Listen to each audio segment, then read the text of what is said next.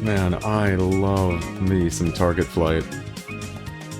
Super Monkey Ball 1. This... oh, what a lovely little song this is. Sometimes I feel like I should just leave a song on repeat, because this one's so, like... oh, it's relaxing, and moving on to something else in the middle of talking like this would really sadden me. It's good music. Hey, how's it going? It's Mumph. I'm here. I'm gonna play some Salmon Run to kind of take a break from all the madness. For a couple weeks there, we did every other day. We were streaming for like 7 hours. In some big game. Like, we just did a bunch of 100% streams, a bunch. 200% streams of Kirby Air Ride City Trial. And then 7 streams of Xenoblade X. 7 hours about each. I need to just, like, take a small bit to figure out what I'm gonna do next. Because I definitely want to finish Xenoblade X. I mean, we finished the main story, now it's just new content. And my cat is here. Hello, Nutmeg. She knows when the stream begins. She will not be heard. Anyways. I'm gonna go ahead and lower the music. As sad as it might make me. Oh man, what a good tune. So, it's Salmon Run today. I'm giving myself a break from all the chaos. We're just gonna relax, play some Salmon Run, think about other things that are not so related to other video games, and make some plans for the future. And just chat. One of the reasons I really wanted to do this is because all of my Salmon Run VODs... oh shit. There we go. All my Salmon Run VODs have one thing in common. They're using the mic with OBS's built-in compressor. And that's not such a good idea, it turns out. So, it is currently 11:20 my time. In about 40 minutes, we lose this marvelous rotation for one that's also pretty good. We're gonna play both of them. I meant to start a little bit earlier today, but I woke up and my cat was screaming. She was yelling. She said, over and over and over again. And I was like, what's going on? What could it be? She knew that we were running out of cat food. She wasn't out yet, but she knew. Big brain cat moment. So I had to go buy more cat food, but we're good now. It means we lose a little bit of time in this rotation with the Stamper, which is really sad because the Stamper is so unbelievably good. It's been a minute since I've even played Splatoon, so I imagine a lot of today is just going to be readjusting to the motion controls, but I like them, so that's not an issue for me.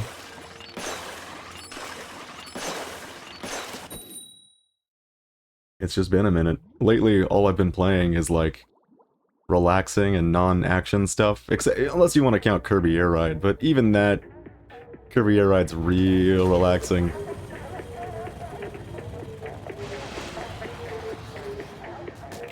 So I wanted to discuss... oh, hello! I wanted to discuss plans, but first I want to read my teammates' names. Okay, just a couple Japanese names that I can't quite read yet. I've got to get back into my kana.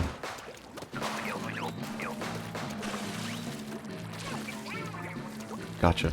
I'm with you, pal. No! I want to make some plans for future streams, because I believe we're about 2 Xenoblade streams, maybe 3, from being done with Xenoblade X. The thing is, I have to finish all the new content, obviously, because, because it's new to me, and I think that'd be fun to stream. Hello, I got you. But also, I kind of want to stream the super bosses. I figured something out that I'm real excited to show off, but I've yet to kind of master it. One thing I have mastered is that Blossom dance build we've been using. Oh man, I got real comfy with it. That is such a cool build. But there's something I added to it that lets me exploit the game in a very funny way. A way that'll make certain fights a little more plausible for me. I should have helped him first, shouldn't I? Yeah, it's been so long, I've got to reacquaint myself with my priorities. Oh no!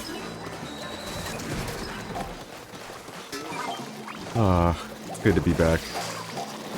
I kind of feel bad about not running Salmon for so long. It's been too long. It's been like almost a month of no Salmon. I do have a couple more games that I'm still actively playing that you might think I've abandoned because Xenoblade X came out and I just wanted to like exclusively play Xenoblade X. And then they announced the Kirby Air Ride sequel and I just wanted to exclusively play Kirby Air Ride. We haven't had such a bombastic stream schedule yet of just like things coming out or things being announced that I feel like I just need to play. And as a result, we've ended up putting more of our staples on the wayside. I did 2 really long streams of Risk of Rain 2 and then I just stopped. This is not the end of Risk of Rain 2. I'm not done. That game's so good. And I've only played 2 characters. On stream, that is. I've played pretty much everybody off stream. Oh no! I need to leave.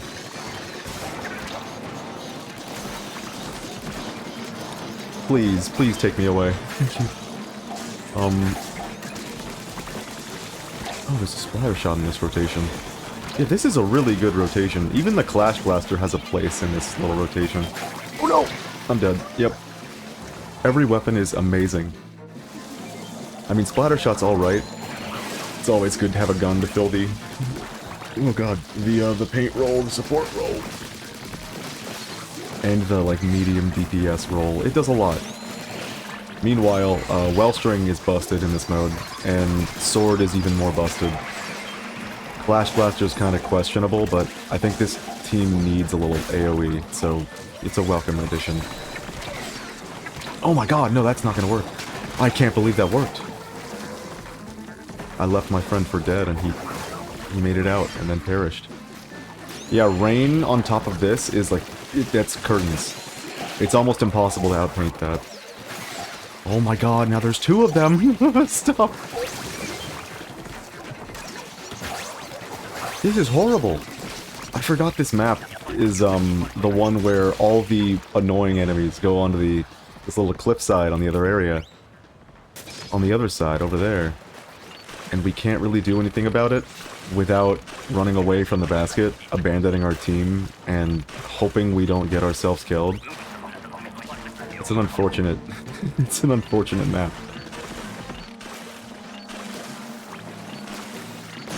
Alright, we're gonna lure this shark back to base. Yeah, thank you. I totally botched that grenade. Anyways. Risk of Rain 2. Prepare yourself for more Risk of Rain 2 streams. I mentioned that I wanted to play Final Fantasy IV, and I still do.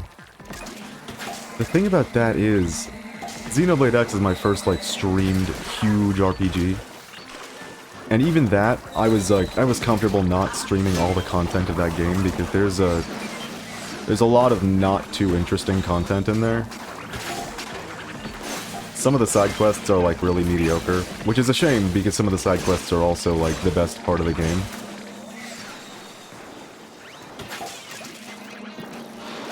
So I still have a couple side quests to get through, some new affinity missions for the new character, and then of course the entire DLC area that I've yet to visit even a single time. I'm looking forward to that. Especially now that my build is broken. I'm kind of amazed at how good Blossom Dance is. I never would have imagined that I'd feel comfortable just, oh god, with a party of 1 against super bosses, but I mean here we are. I think it's because I spent so much time. Oh my god, what? I spent so much time in Xenoblade X, even on these streams, playing as a healer. Oh well. Hey, we tried. I respect the hustle. I'm surprised we got one shot by that missile. That was kind of depressing. Anyways. That's become my new transition word, by the way. Anyways, back on track. Anyways, it's a good one. It's better than at least. We've beaten the allegations. Is gone. Long live the anyways. If you don't know, I do like to leave and then rejoin in between most matches, unless I find some freaking characters, you know? Like some guy just doing psychotic shit, or maybe someone with a really funny name. That'll get me to stick out a lobby. What I was getting at, Final Fantasy IV is gonna be a lot of streams.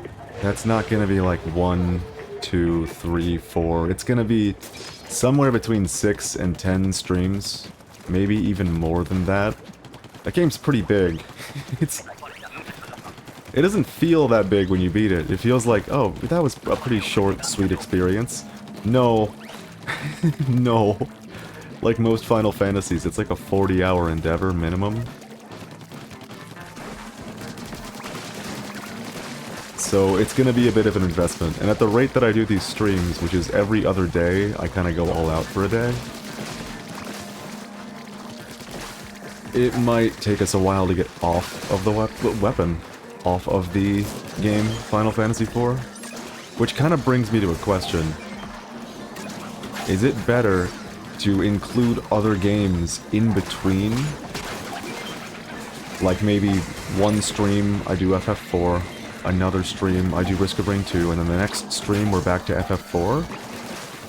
At a rate of every 2 days for streams. Otherwise I won't be able to upload the VODs, which is funny. Oh my god, he just 180 slapped me! That's crazy. Or is it better to just, like, go through the entire game back to back to back? Because I imagine that can be alienating to people who don't want anything to do with that game. But at the same time, if someone does want something to do with that game, I imagine it would be very frustrating to show up to the stream only to have them not playing the game. I don't know, I think there might be a healthy balance that you have to strive for. Uh-oh, I'm getting this guy killed, aren't I? Not if I can help it. Thank God we got it. This is... I forgot how hectic of a map this is. It's kinda hellish. It's no wonder I didn't like this map too much.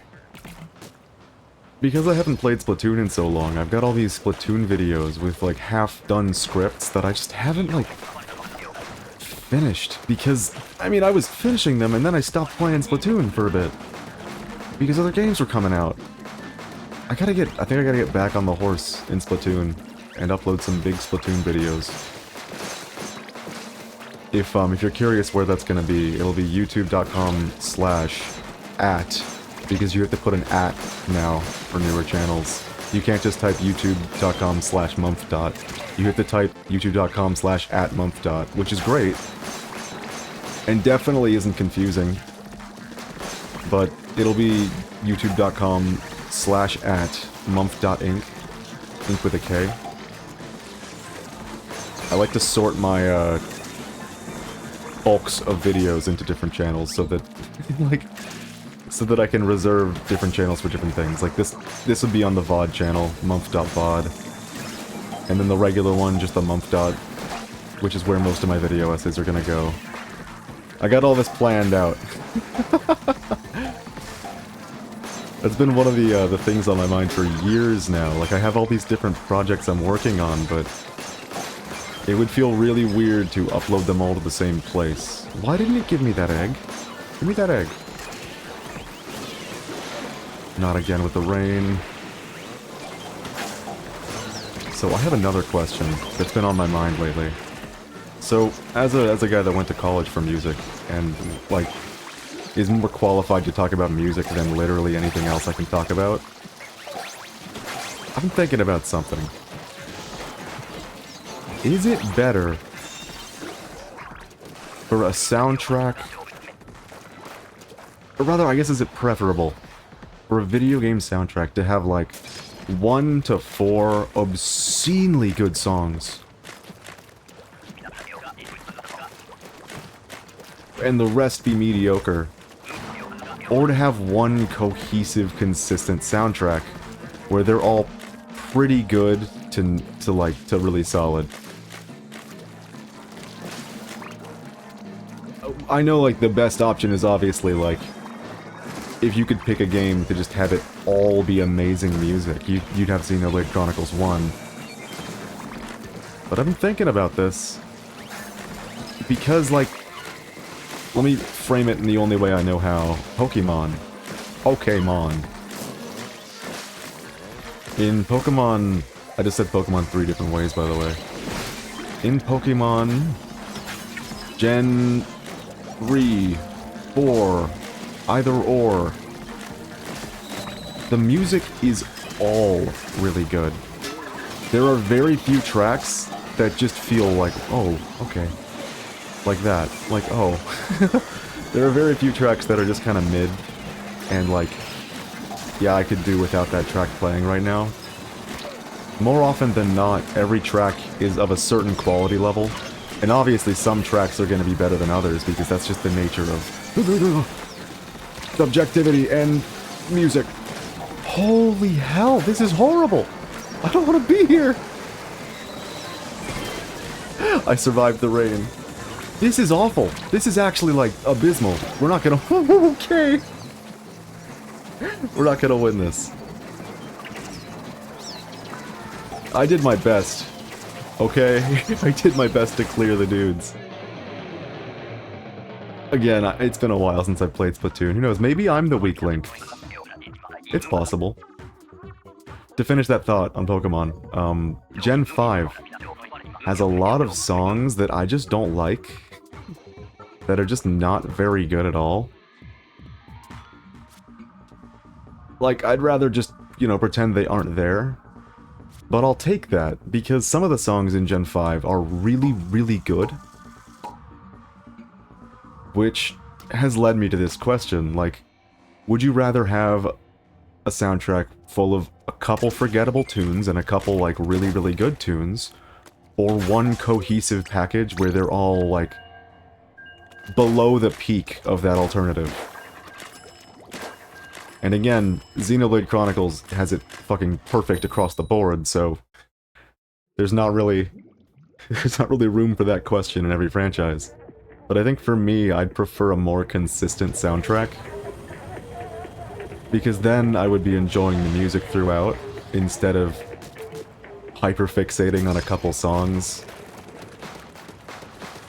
for lack of a better term. Because I think that's how it's been with the soundtracks of games I don't like. I will not go back and listen to the whole soundtrack. I will go back and listen to, like, my 3 or 4 favorite songs. I got this guy. I'm the Clash Blaster. Don't forget it. Oh!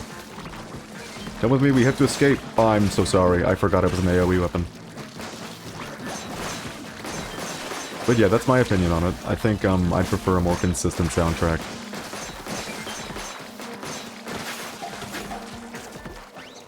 Although, don't get me wrong, I do still enjoy a soundtrack with a couple lows and a couple really high highs. Peaks and valleys.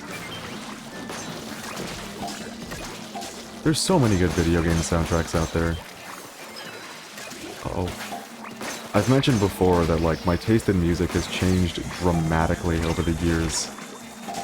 Which, I love that I can just talk about whatever, because it's Salmon Run, and I don't have to think too much with what I'm doing. I can just kind of play the game. My brain will do that for me. I can think instead, which is very nice. My music tastes have changed a whole lot over the years. Oh no. Well, I flew. That was pretty cool. And like, at first, I didn't really have much in terms of music taste. And then it became video game music. Wow, that was cool. And then it became funny music, like joke music. And that could mean anything from, like, The Lonely Island to Silva Gunner.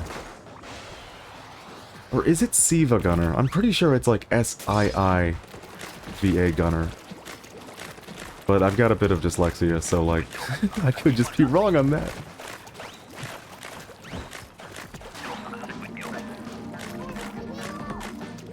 But I've been into those since, like, the good old days. Since 2014, I've been, like, really into musical shitposts. Neil CC Orega, that's the guy. Oh, man. 300 megabytes? Bustin'? That man makes good music, and it's always funny to laugh at. It's good when music can make you laugh and also provide you with a nice sound that you'll actually want to revisit. But that's neither here nor there. I'm not as much of a of a video game music aficionado these days as I used to be. Maybe it's a good thing I don't have to spend too much time on this rotation today, because this is... I mean, the weapons are hot, but this is like... This is sad.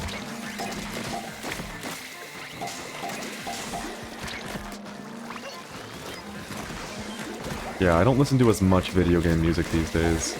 And I've mentioned this on many a stream. But David Bowie, Steely Dan, the Beatles. Those are my big three. Oh my god, it's hell in here! Those are my big three these days. I listen to those a whole hell of a lot. I've listened to every single album. Hosted by... Hosted? Hosted? That's how you can tell I only got into this shit recently. Every album released by the three. The big three. Even the live albums. It's all good. It's all just such good stuff. That doesn't mean I don't still have a soft spot for video game music, which is why at the beginning of every stream we listen to a video game track or two. Because there's so many good songs out there. You know, it just occurred to me, that question earlier. There are soundtracks that go for less a consistent soundtrack and less like, let's have a couple really good songs, and more like thematic cohesion. Super Monkey Ball, we were just listening to Target Flight. There's a lot of music in that game that I would only be able to describe as monkey music. The title theme... Oh, you already got it. Alright, call it insurance. The title theme is monkey music. You can feel that you're playing a game about monkeys. Super Monkey Ball. Oh my god! I was trapped.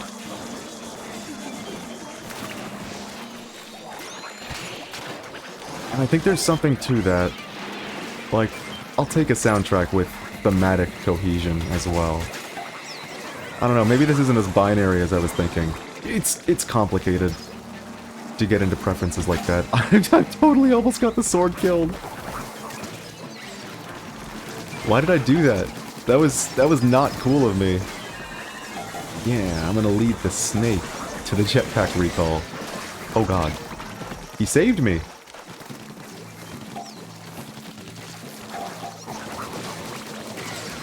Can we do it? Oh no, I just botched something important, but we got it anyways. Shoutouts to these guys. That's the first clear today, which is kinda wacky considering how good the weapons are.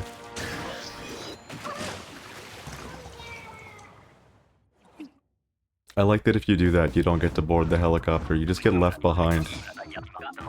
No one comes back for you.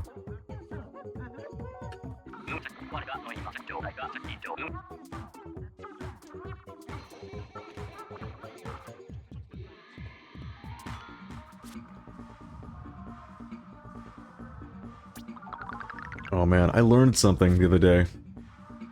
And drinking water just now reminded me of it. I have been buying like 8 packs of like a Gatorade or some sort of drink like a Propel for a while now. And it's begun to dawn on me that that shit's way too expensive. And in this economy where the world is burning to the ground and no one can even afford to eat or live or rent or do a thing, it's become apparent that I need to not do that if I intend to survive. Because it's like $1.50 per bottle in that 8-pack. Which is great. That's awesome. Turns out, you can get like a 10-pack of those little drink mix-in powders for 50 cents. So that's good. Wish I'd figured that out a little earlier.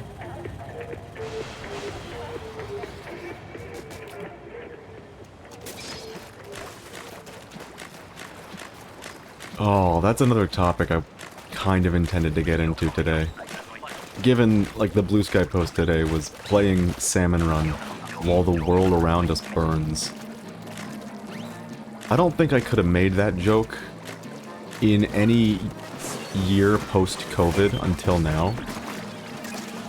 Everything is kind of falling apart right now in the world. It sounds like an exaggeration, doesn't it? And I'm gonna get demonetized if I use the word that accurately describes what's going on in Gaza right now.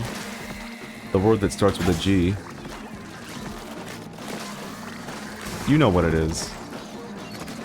But the Ukraine war never ended.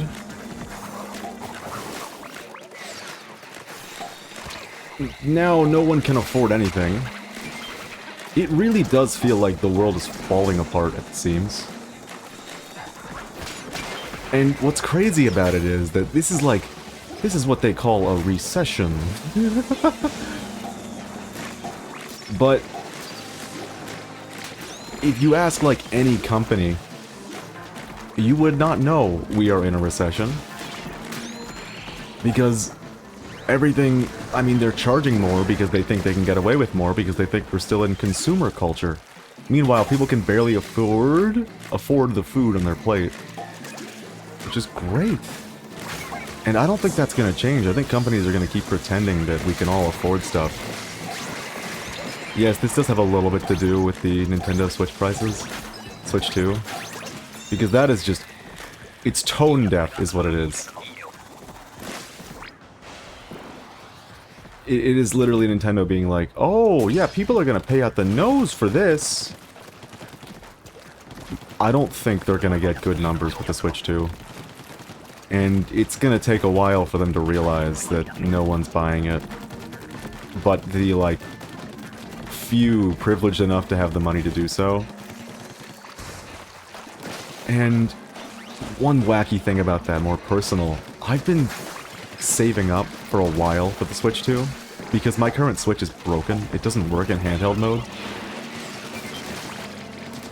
And I was like, I had like $400 saved up. I was like, okay, as soon as it gets announced and released, I will get it.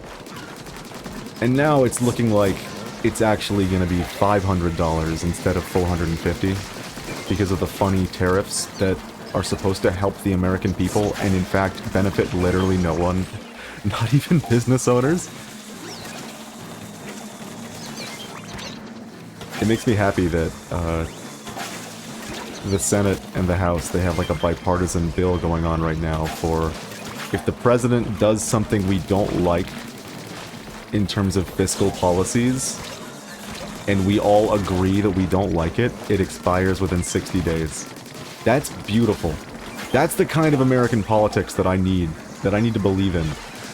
That I need to believe is possible, so that I don't think the entire country is in the hands of one very wealthy man and one very stubborn idiot.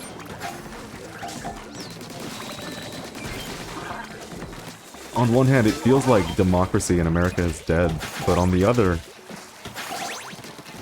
it feels like it never was. It feels like it was always just a fragile illusion. And maybe I'm just noticing it now because I'm older and am more familiar with how much things have been costing over the years. I still haven't recovered, man. In high school, not like 10 years ago, I would buy a McChicken for $1. It's now 20 cents short of 5. I didn't realize what this wave was, and I'm the Clash Blaster. That's awesome. Oh, we get rushed with Clash Blaster. That's wonderful. Did he go out and die? Yeah. Oh, he was trying to do the funny wall thing. You don't need to with this comp. Although I gotta manage my ink a little better.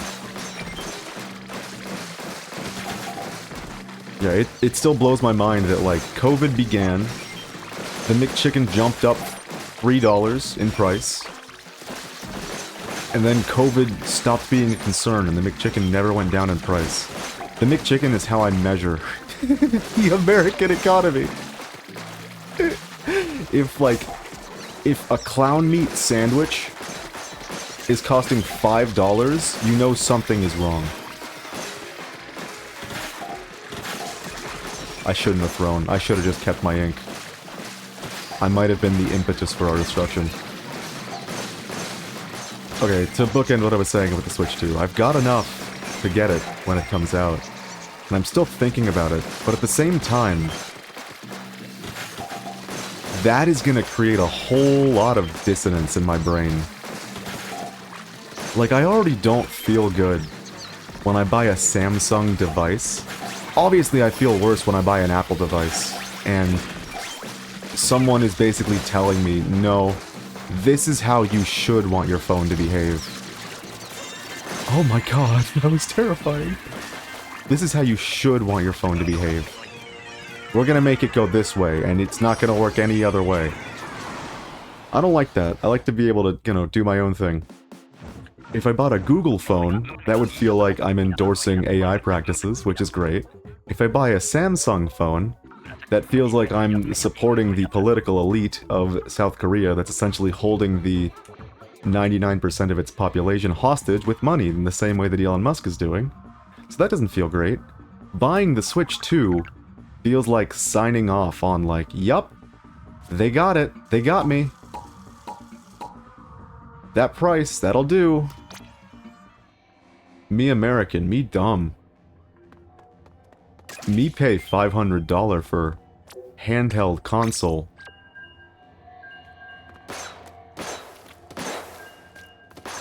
It's an ebb and flow kind of situation. Oh, there's a Splatoon song.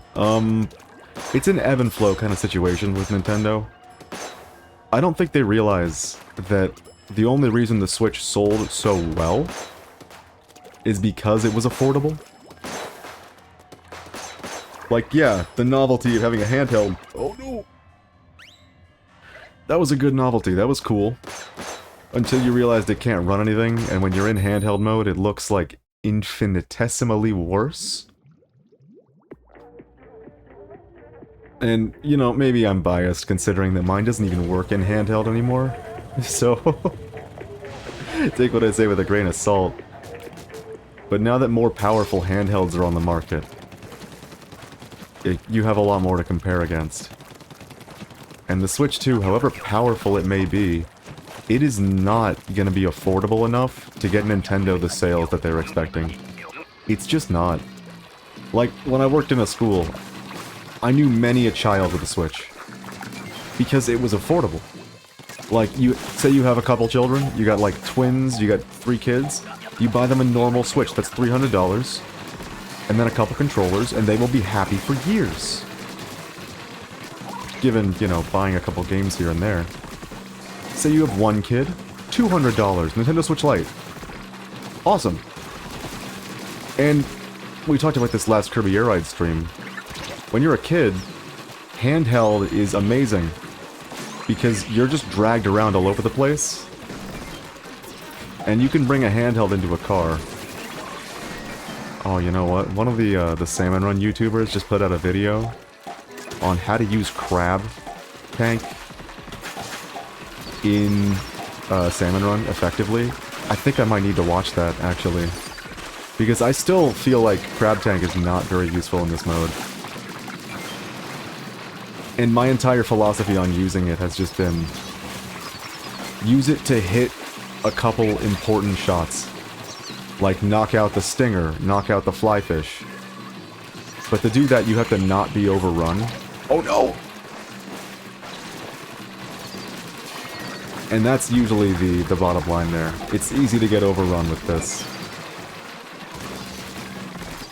So I feel like,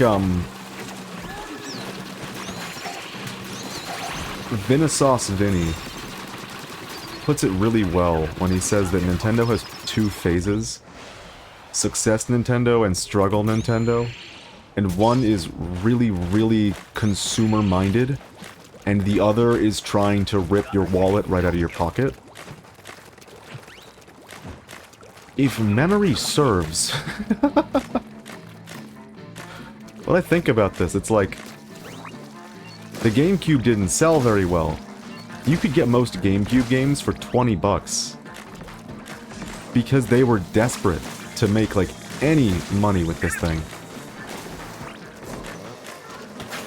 That's really cool. That's really, really pro-consumer. And then the Wii comes out. And the Wii has these incredible sales. And suddenly things weren't so cheap anymore. That is until we got Nintendo Selects, where we get like Pikmin 1 for 10 bucks with Wiimote controls. It's a good thing we got those, but that was towards like the latter end of that console. And then the Wii U comes out, and it's Struggle Nintendo again. They're desperate to move any units of the Wii U that they can, so everything becomes cheap. And then the Switch, you already know. It was cheap at launch because they were desperate, which made them pro-consumer, but after launch, it was bad. Things got real pricey. Oh, please, rain, go away. Can we get another day? I'm sick of you. Oh my god! I got comboed. The mackerel painted under me, and then the scrapper chased me down. Hey, we tried. I feel like the Switch 2 is another one of these ebbs and flows, just waiting to happen. It's not gonna sell very well. Despite what you might expect from the successor to the Switch, with hardware somewhere between PS4 and PS5. It's not gonna sell very well. And if I had to estimate, that's what's up. Which might mean that in a couple of years, things are gonna be affordable again. Though I doubt it. The economy... Okay, this is weird. I'm not the most well-versed in the economy. Let's get that out of the way instantly.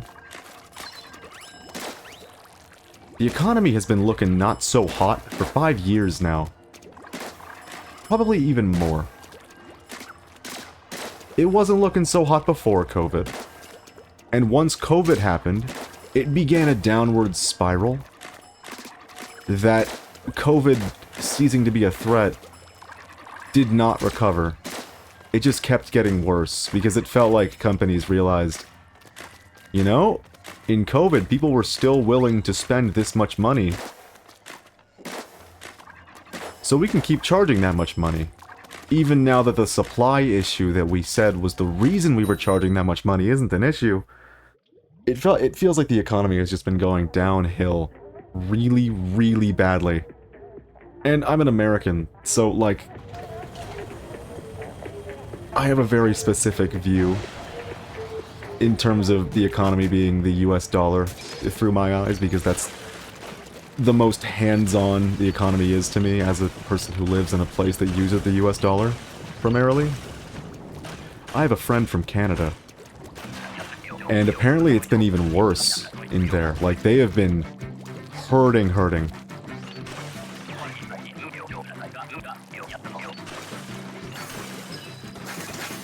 I'm an idiot.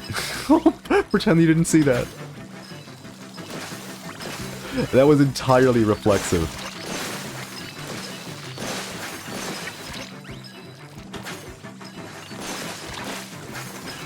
Anyways, it doesn't feel like the economy's been too strong, and it's only been getting worse. And companies have been telling us, no, it's fine. We're charging more, in fact. It almost feels like we're being convinced. Or, we're being tried. Is tried the right word? No. It feels like companies are attempting to convince us that, no, the economy's not so bad. Keep spending. And because it's been this way for so long now, 5 years, that's like, even more than 5 years it's felt like, that's been some of Trump presidency number 1, an entire Biden presidency, which was a funny flop, by the way. Especially the whole Israel part, but we're not going to get into that now.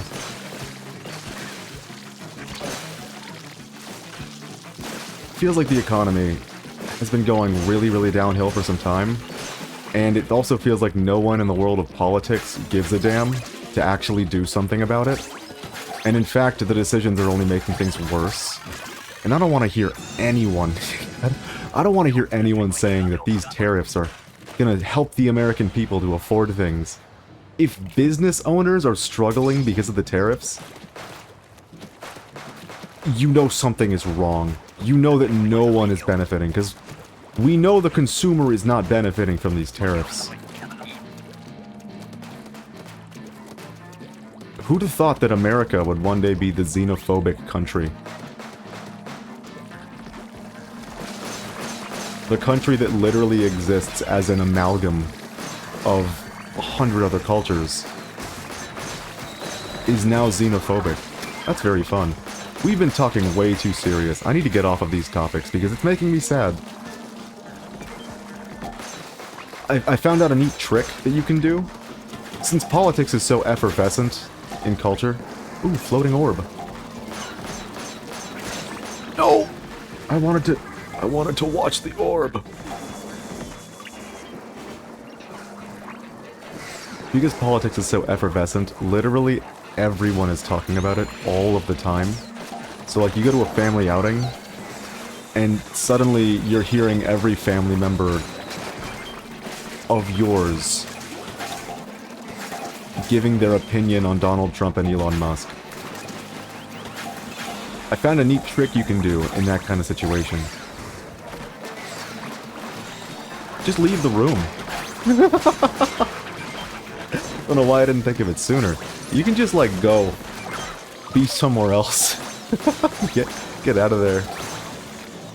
It's good to stay informed because part of the reason that we're here is so many people have been willfully, completely ignorant of the specifics because it hurts the brain and it hurts the soul to engage with politics in today's world. Because you can see the world falling to shit and you can feel powerless to stop it, but especially if you're already aware and everyone's just talking in circles, you're not going to be learning anything new. Just leave, you know? Spare yourself a little bit. I can recognize there being a need for spaces that don't have politics at the forefront of them. So I'm sorry if, like, a stream is a safe space to you and you've come up here and you've heard me talking about this sad stuff. I'll get off of it. But it is really, really important to stay informed. And I do think that, like, we wouldn't be in quite as bad of a situation if so many people hadn't been willing to just completely abandon thinking about politics in entirety. I think maybe the world would be more familiar with the injustices that are going on right now that are genuinely like, oh shit, is that happening?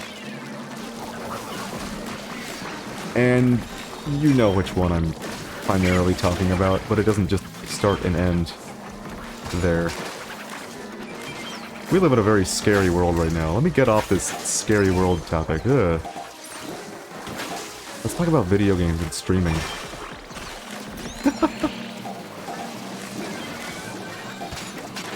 You know what was weird? This is not to change the topic too heavily, because we're not going to abandon ship like that.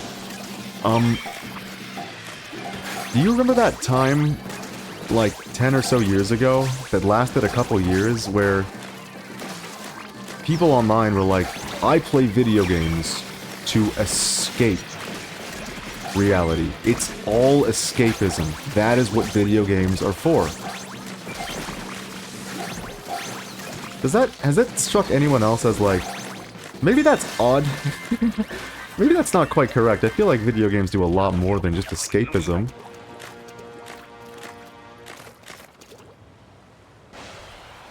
But I feel like there's a very real subspet. Oh.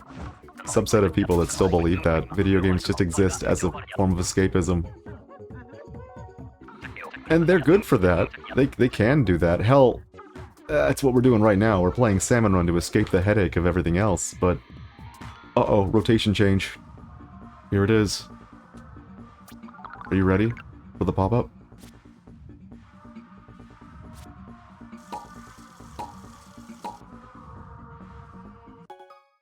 There it is. But that's getting into, like, weird territory. There have been so many debates of, like, what video games are, what their purpose is. Video games are art. Video games are not art. Video games are art. There's that entire thing going on that for some reason comes back every couple of years, like we didn't already yell those two phrases ad nauseum to the point where they lost all meaning. So speaking of video games being art, give me a second. God damn, do I love Professor Layton. We're still in that arc of I'm just playing my first Layton games. Because I've always been the kind of person that if I want to play a game, the last thing I want to do to continue the game is stop all momentum and spend a couple minutes on a brain teaser solving a puzzle. That's not been games to me. That's just been its own thing entirely.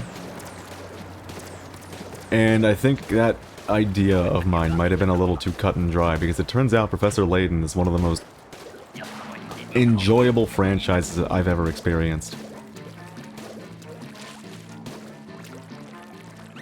Because yeah, I don't like it when, like, a video game completely stops momentum and forces you to do an arbitrary puzzle to continue. That's annoying. But I think it's so well integrated in the Professor Layton games that not only am I kind of excited when a new puzzle pops up, I find myself going out of my way to unlock the hidden puzzles and, like, do all the things that the game has to offer. Because it's genuinely fun. So I think I'm a little outdated with my view of, like, I don't like a puzzle in a video game. Keep it out. I think that was, like, maybe a little bit stupid of me. If you never played a Professor Layton game before, do it. Give it a shot. If you have a phone, they ported the first 3 games onto mobile devices. But given that it's 2025 and the economy is great, and you don't want to pay for, you know, a $5, $10 Professor Layton game on your phone that you're going to be done with in 10 to 15 hours. Voldemort is a thing. If you're on iOS, it really is very nice now that we live in a post-Delta being made available in the App Store world. PPSSPP as well. They're available in the App Store right now, and they're free. And if you don't know what those are, the second one's really obvious. It's like a PSP emulator. That one's very clear. Emulator, I said the word. Oh no! What have I done? I mean Voldemort. Delta, on the other hand, has been awesome. I was using it before it even, like, popped up in the App Store, because to do so on iPhone meant you had to install Alt Store. And the really cool thing about Alt Store is that after a week it expires, so you have to plug your phone into your computer and reinstall it. Your game, like, files are still saved, but still, that is, like, unfortunate. Not fun. That's no longer the case. Now you just get Delta. And you have access to Game Boy, Game Boy Color. Uh-oh. Game Boy Advance, NES, SNES, N64, and DS. And although Citra, the 3DS emulator, was a casualty in the great emulator war that was Nintendo versus Yuzu, which is my favorite map in Dynasty Warriors, Nintendo versus Yuzu, featuring Zhang Jiao, the best character. Uh-oh. Oh no. Please no, please, let me alone. I'm gonna die to the rain. No, we're fine. I like Bucket. Hey, I do artwork for streamers, would you like to see some of it? Maybe. I mean, I'm not gonna turn down getting to look at people's art, because I do like people's art.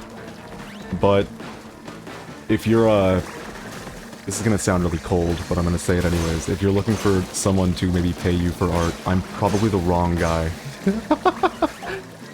Like, if I need art done for my stream, I'm gonna do it myself. I'm not the best artist, but it's fun. And in this economy, it wouldn't feel right to spend money on anything but food and rent. Hell, I'm even having a tough time justifying, like, the Switch 2. As I think most people are.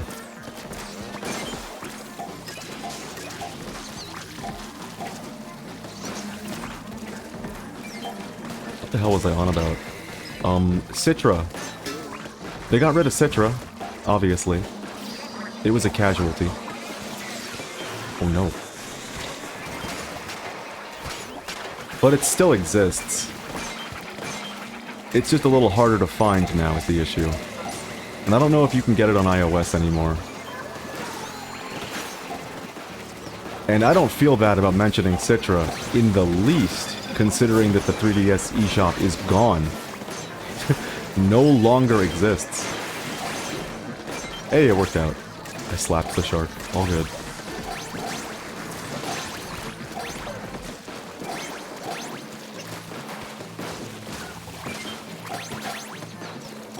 But yeah, Citra's very, very useful. And I do have a 3DS, so I mean, if I own the thing, I should be able to... It should be able to be funny. It might sound like a bot, but TBH, honest, I'm exhausted. That was... Okay, you got it. That was my first thought when I read that. I was like, is this a bot? But no. I could piece together that, like, with the way it was written, that it was not AI written. Which is crazy. That you can do that. What are you talking about? Oh, okay. OBS is concerned that you're trying to evade bans. I trust you. If you're interested, just drop your Discord or IG in the chat. If... Probably not. I'm sorry. I do appreciate the offer, though. It's good that you're out here hustling, though. That is, like... It ain't easy making money as an artist. This I know. I wish you the best of luck, though. I'm pretty broke. hence the fact that I'm talking about emulation right now.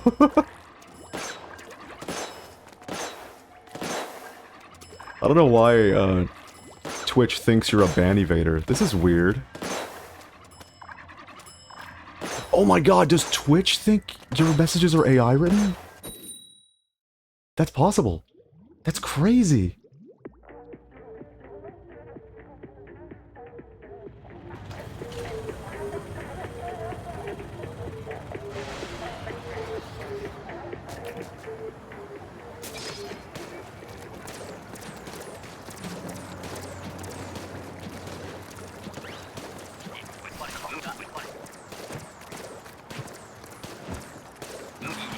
Oh man.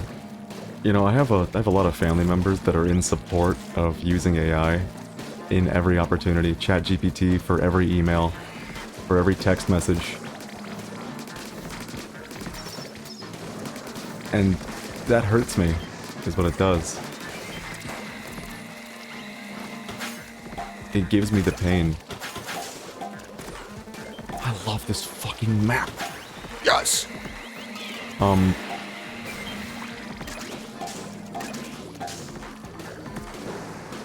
Where did the human go? Where's the humanity gone? I think, anyone who supports AI deserves to have every message written to them, written by AI for a year, for them to understand what an issue it is. How insufferable it feels.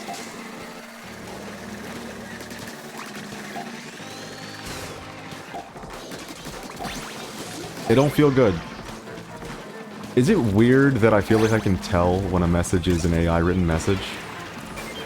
Like, whether or not you actually typed that out in this chat, I know at the very least it was typed word for word once.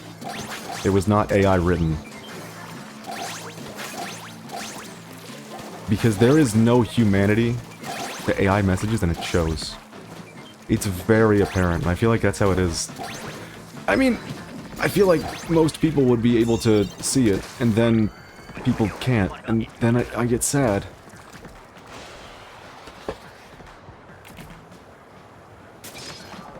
Why can't people see the AI?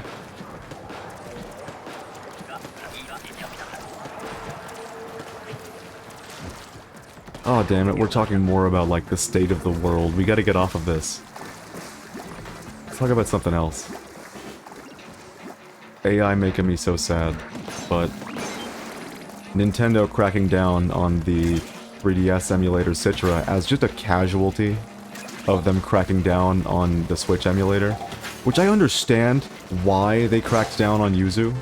That one I get. That one makes a little bit of sense because at the time, they were straight up losing sales of Tears of the Kingdom, as well as, oh god. As well as getting the game leaked early and made playable before they were comfortable revealing it. Releasing it. That's scary. I can see how, as a company, especially one so old-fashioned as Nintendo, I can see how that might be their reaction. But you didn't have to kill the 3DS emulator too. That was overkill, but that was. You don't even offer 3DS games for download anymore, guys. Like, what are we doing here? Are you worried that your $60 version of Luigi's Mansion Dark Moon isn't gonna have the sales you want? Is that it? Because, like, no one was buying that anyways. No one was gonna buy Luigi's Mansion Dark Moon for the Switch. Unless they were just, like, really, really into 1 and 3 and wanted to experience the one that they hadn't experienced. Even then, I feel like they'd wait for it to go on sale. But it never did.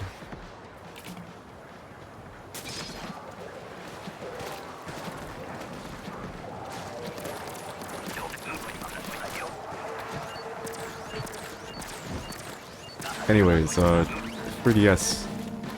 Because Citra has kind of seized development, it's a little deprecated, and it's only going to get more and more deprecated as the years tick by.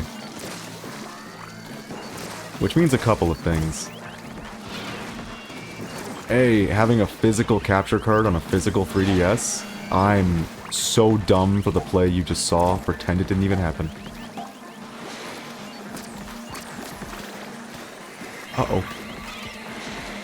Physical capture cards on physical 3DSs are going to be more valuable than ever. Which is a shame because no one makes them anymore. Both 3DSs and the capture card.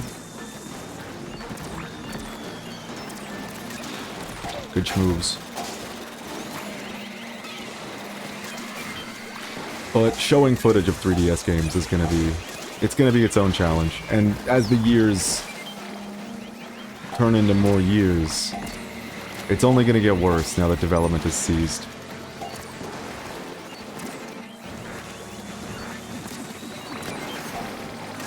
This is a good rotation. But if you've been here for a while, you know me. You know that I love me some emulation.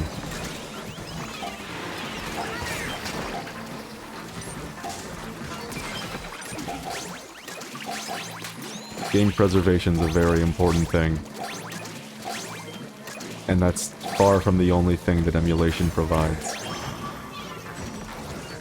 I've told many a story about giving kids an emulator. Because, for some reason, elementary schoolers have phones these days. So they can just have it on their pocket. And when you're a kid, you obviously have no money. But these are the times where you form some of your most precious memories, so you might as well, like, play Pokemon Emerald on your phone. Give it to them. I should start a charity. Give a kid an emulator.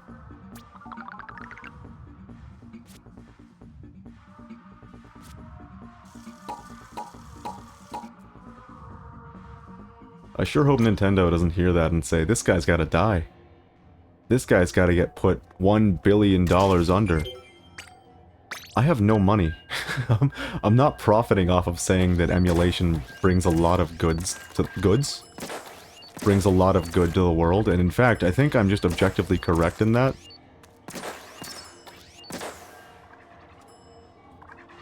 But that doesn't mean Nintendo's gonna stop and consider the reality that they've been ignoring this whole time. Which is that they are now packaging literal emulators on their Nintendo Switches and charging us for it, as though they wrote the emulators themselves. You know, with the Switch 2, we're just about to get a Dolphin port, right?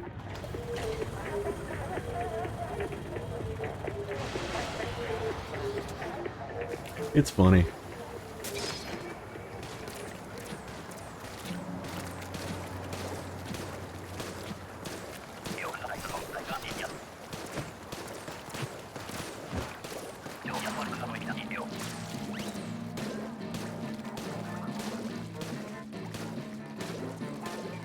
What, I wonder what N64 emulator people are using now, because I know Project 64 has antiquated itself beyond all belief.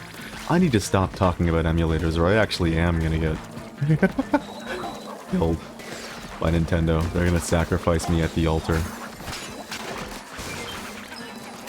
Let's get back onto the topic of stream games. Woo, stream games! Woo! I've gotta keep Splatoon in the rotation. We've been keeping Splatoon out of the rotation for way too long. And I'm sick of it. Oh no, I messed up! One thing I've been thinking about doing is... like, I've got that Splatoon channel that I'm working on. And... if you know a lot about me, you know I come from TF2. That was my team-based shooter before this one. I mean, I played Halo before that, but I never took it too seriously because... I'll say this. There was some depth to Halo, but not enough with a P. Not enough depth for me.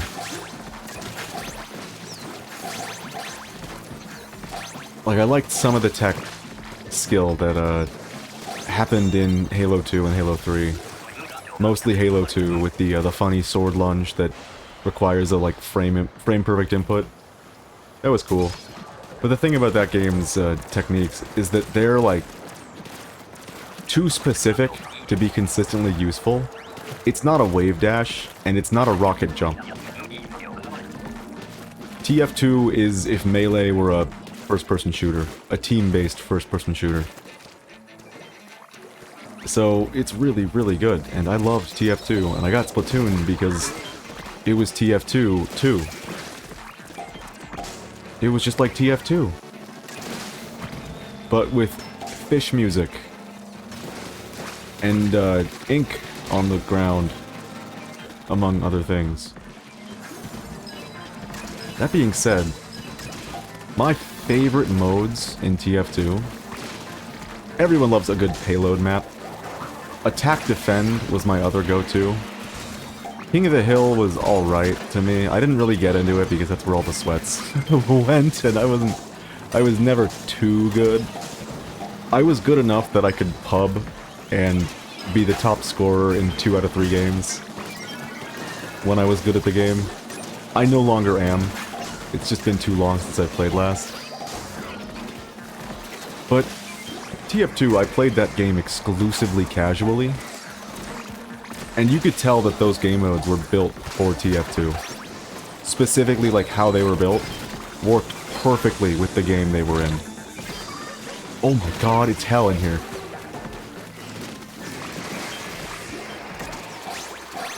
But in all my time playing Splatoon 3, a good 1600 hours at this point, I've played little to no ranked mode, which is a shame, because in what little of it that I have played, it's become real apparent that the ranked modes, at least the actual game mode there, is this game at its best. Like, Turf War is all well and good. It's fine, it's not bad. It's just a little, let's say, lopsided in terms of game balance. Like, if you're playing Turf War and 2 of your teammates are Chargers, I'm sorry, you're gonna lose.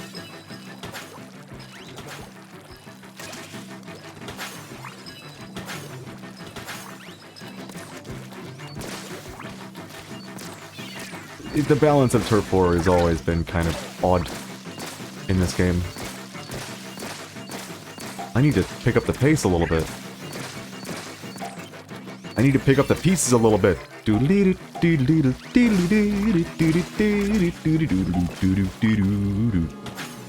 I know the song now. I can just fucking rip out, pick up the pieces. I could pick my horn up. I could play. No, I couldn't. I couldn't do that to you. This mic, all of its settings are built for voice right now. So if I was to, like, put a trombone up against it, you would not be happy.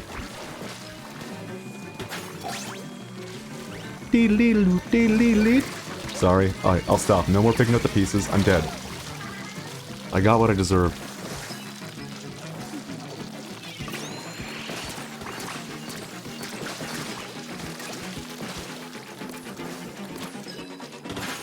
In fact, I got so into that song just now that I completely forgot what I was talking about.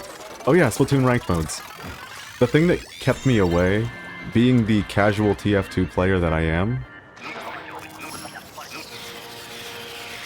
was the ranking system. I don't particularly like ascribing a number to myself when I'm just trying to relax and play a game, because then I'll start to take my losses a little too hard. Which is never a good thing for an improvement mindset. You don't want to, like, feel bad when you lose in a game like this. But I do. And that's something I gotta work on. And I think to do more ranked, that's gonna be a necessity for me. Which is why one of the things that I want to do is kind of make a Road to Ranked series. Which is a title that I know I've heard somewhere. Road to Ranked. It might have been Melee the last time I heard someone use the term Road to Ranked. I don't remember. But I think that would be fun for me. But I'm not sure if I should be doing it on stream or off stream and just recording. Either way, I think I could make a couple videos out of that for some entertainment. Boomy indeed. Vimo even. So, the way I was thinking about structuring that would be, currently, my rank is C- with 0 points. As God intended.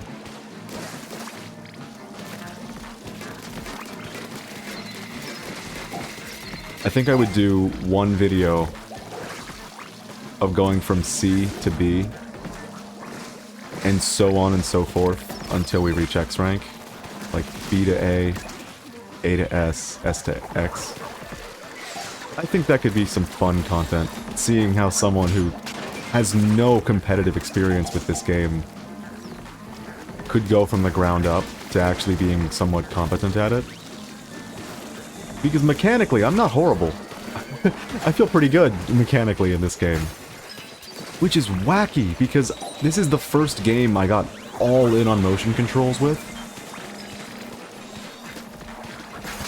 And I know there's still a couple holdouts out there.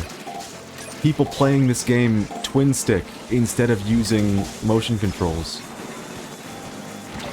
Because it's not the most intuitive at first to learn the fact that you can't move your stick up. You can only move it left and right. Like, this is what happens when I move my right stick up and down. As you can see, nothing is happening. I bet that guy thought I was threatening him.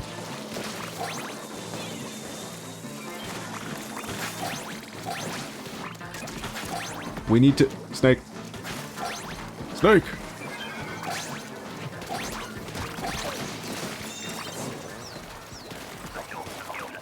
But I think Splatoon does it better than most, motion controls wise.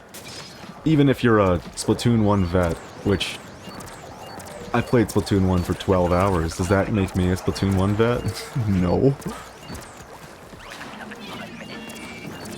I never quite got into the motion controls then, but now I could not play this game without them. There is a certain level of precision. This is why I've been telling people, like, play motion controls. Like, at least force yourself to do it. That might sound like a big ask. Trust me. Trust me. You can always trust a guy that says trust me twice.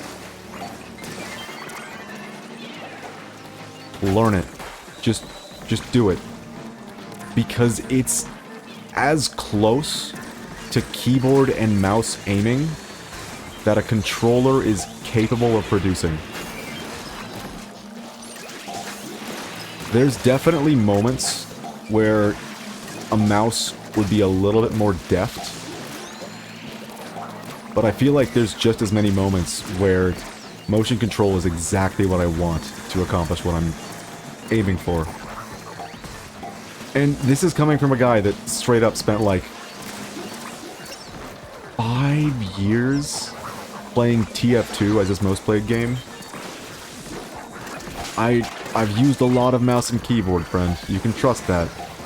You can trust that motion control, gyro aiming, is close. It's not as good. You're not going to catch someone out there who says that motion control is just as good, if not better, than gyro. But I will gladly say it's comparable. And if you don't have a mouse, god damn it, this is good. This is real, real good. Learn it. It'll change your life.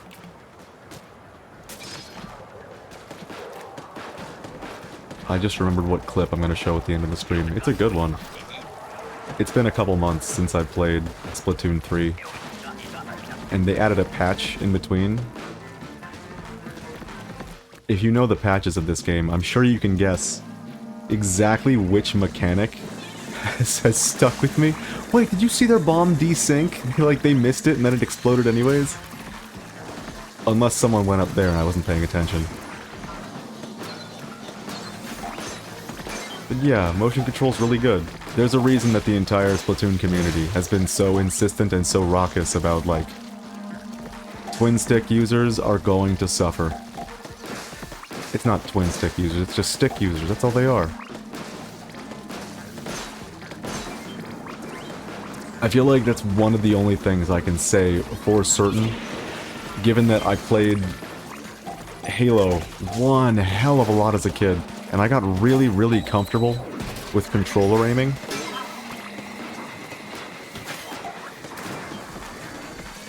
I think gyro aiming is just it's a step above. It's a several steps above. Like, if I made a tier list of aiming methods, I'm sure there are worse things you can do than stick aiming. The thing is, if I had to assume that there is something worse than stick aiming, and then I were to tier list them, because, I mean, I'm a melee player, everything's a tier list to me.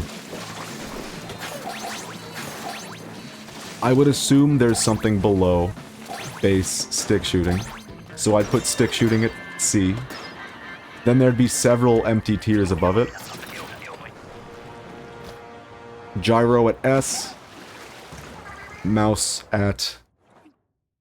what was it? X. I think that's how it would be.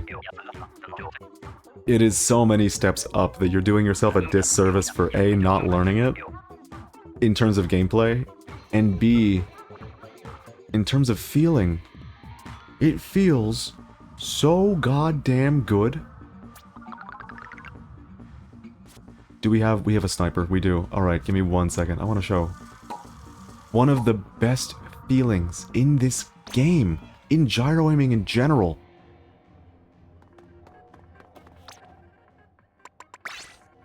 is being able to, like, do that.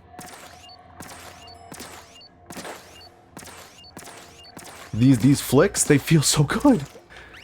Ignore that I had so many misses. It's been, again, a couple months. And I didn't do my warm-up, which if I'm gonna be playing ranked, I'm gonna have to do a little warm-up before. That's important. I don't want to be actively making the game worse for the rest of my team. But yeah, that's motion controls in a nutshell. Really good. Really good time.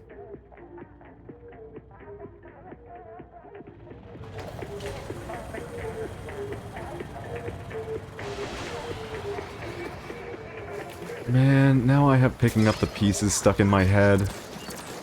If you want to hear a song that is good... There they go! These guys are having a good time. I might stick with them, they're pretty funny. Even if I can't read their names. Which, I mean, how are you supposed to read that name? I can see secrets here. But these are some names. Are those fish? Oh my god, their names are fish! Their names are ASCII drawings of fish. That's awesome. I love that. Yeah, these guys, we're sticking with them.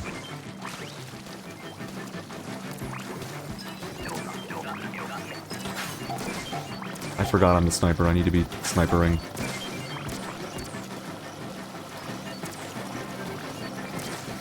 Oh, that was a bad miss.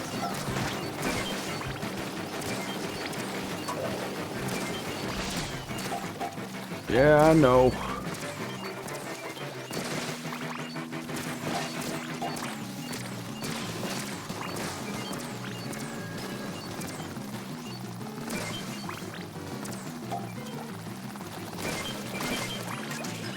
I think I learned something about our chatter earlier.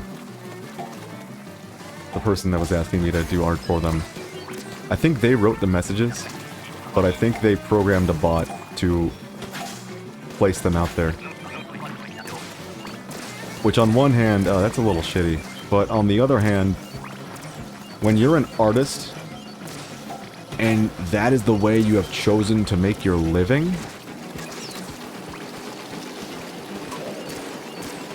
it is not easy getting any money. So, I respect the hustle. I'm not gonna shit on that too hard. You do what you can to get people to buy your commissions. I know the struggle as a purveyor of the arts myself. When you go to college for music, you get a cool music degree, and then you find out that you have to take whatever fucking job you can just to get by and probably not have anything to do with music. Because that'll support your ability to actually play music, which is interesting. If you feel like maybe I'm not qualified enough to say this kind of thing, take it from the guy that taught me most of what I know about jazz improvisation. Man's got a DMA in jazz studies, which is, it's a variation on a doctorate, is what it is. He was a doctor, a musical doctor. And he could not afford most things. He couldn't afford to, like, house his family and put food on their plates. So he became a lawyer. That is how little money even like a doctorate in music can help you make. The only real jobs that pay for musicians are teaching ones. I'm gonna die, but it's okay. I've done my job. I'll get you, Fishman.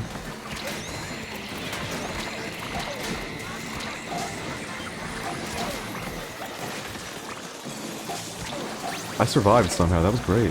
Wait, oh, the frame rate. That's in-game, that's not on Twitch's end. Isn't that great? The thing I love about playing Switch games is that I can use them in capture software and not have them full screen on my computer. Which means I can actually tell you what's going on with the capture. I can tell you when I'm being too loud, I can tell you when I'm dropping frames, and I can tell you when it's Twitch's shitty encoder. Who's to blame? Oh my god, he went flying! That was great. Good work.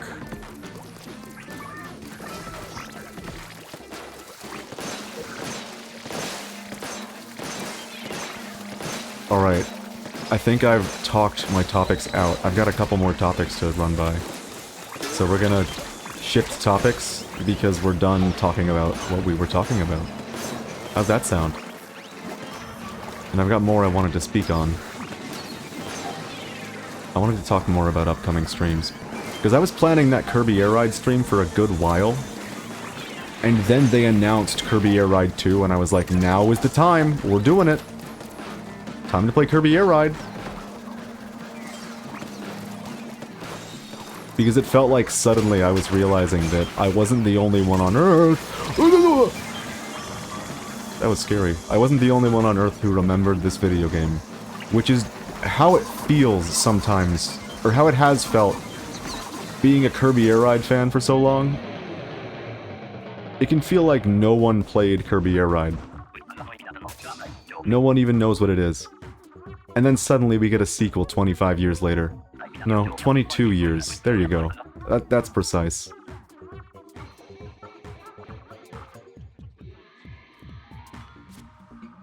That made me really happy. And because people know the game, I was happy to stream it. And it's not the last GameCube game on the list. We're gonna stick with the fish people. I do like them. No! No! Don't go. No, my precious fish man. Oh, that hurt my feelings. Alright, but if you want to know what is to come, I've mentioned that we have to finish the new content in Xenoblade X, and that's probably going to be next stream because I'd like to put that game to bed, more or less. There's probably going to be a couple streams between the final Xenoblade X stream and the bonus stream where I fight all the super bosses. That's probably going to be a while out, because even after beating all the stuff, those super bosses are really, really difficult. Oh, I wanted to show the clip again, but I forgot to. There's a trick you kind of have to do to fight some of them.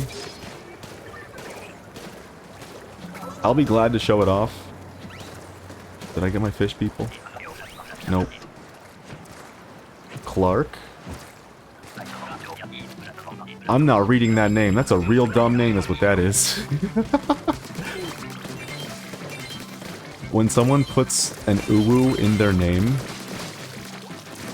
it grants me the blessing of Ajita.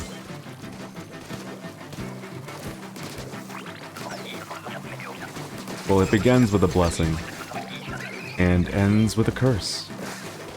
Making life easy by making it worse. God, that was the first song I heard by Soft Machine. Not to get off topic, but man, that song hits hard. It's Why Are We Sleeping by Soft Machine.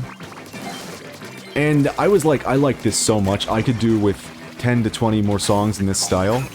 So I listened to the whole album it was from, and there isn't a single song like it on the album. Which is, on one hand, a little saddening to know that, you know, we're not gonna get any more. It begins with a blessing and ends with a curse. We're not gonna get that voice anymore, because that guy's not the singer.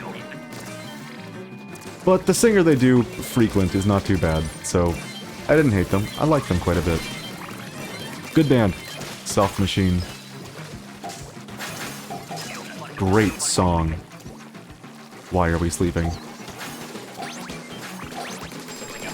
Oh shit, we found him. It's fine, who cares?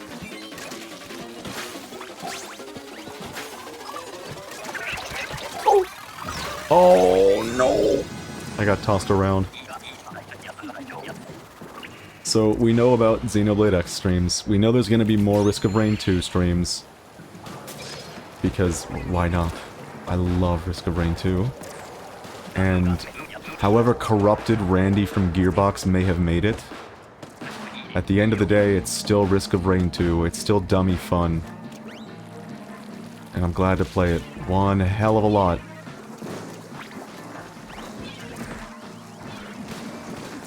But there are some more games that are completely new to the list.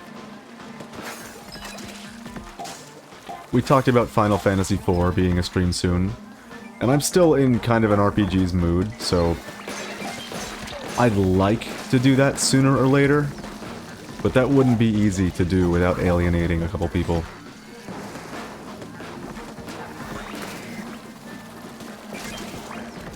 But there are some other games that I will be very glad to stream.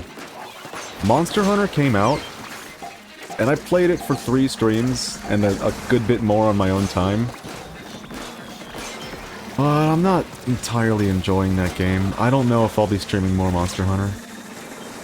At least more of that Monster Hunter. I could see myself playing more Monster Hunter Rise, weirdly enough. Just because it actually runs on my friends' computers, so we can actually play it.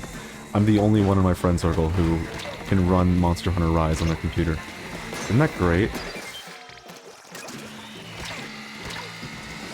And even then, it's iffy. They released a patch, and believe it or not, it's worse. I was running Monster Hunter with the new patch. And for some reason, it's more framey than it ever was. It's using less VRAM, which was their goal with the patch, to be less VRAM obtuse, intensive. But it runs even worse now. So I don't know what to think about that. I'm gonna go for a little launch. Ah! Launch failed. But playing all that Monster Hunter made me, remember how much I like Dark Souls 1? And I've been meaning to stream Dark Souls again. That was the first game I streamed a long, long time ago, under a different name, under a different account, in a different time. Not even a distant land. Stuck on a whole different planet. The original Mumph dot Dark Souls 1 stream. I will do Dark Souls 1 again. I will gladly play that game. That's, in my top 50, that is number 4. It's really, really beautiful. And I'll be glad to play it. But there's a thing about that. I don't just like Dark Souls 1. I like Dark Souls 2. And obviously, I like Dark Souls 3 as well. So if I'm gonna play one of them, I'm probably gonna play all of them across the years. Which might not bode well for any new games that pop up, because those are pretty long!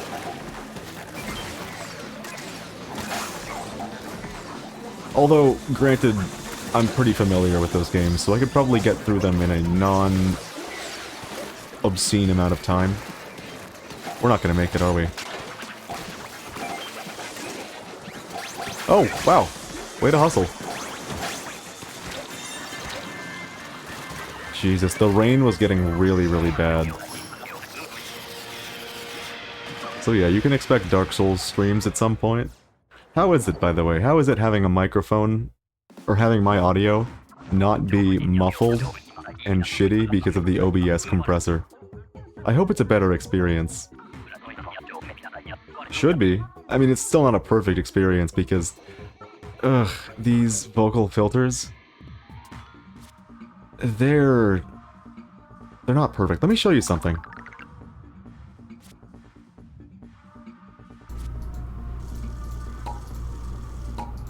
What I've just done... Oh, that's peaking the mic a little bit. What I've just done is I've turned off all the filters. And as you can tell, this mic is not bad. It's actually pretty good. It's a little loud, which is why my compression algorithms and other things were keeping it low. But this is not a bad microphone. It's pretty clear. So when I record for videos, I have to use a different program like Reaper or Shutter's Audacity. But unfortunately, you can hear my fan now. Watch.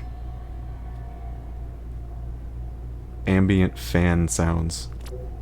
So we put on noise suppression. You can no longer hear the fan. And then we put on the other things.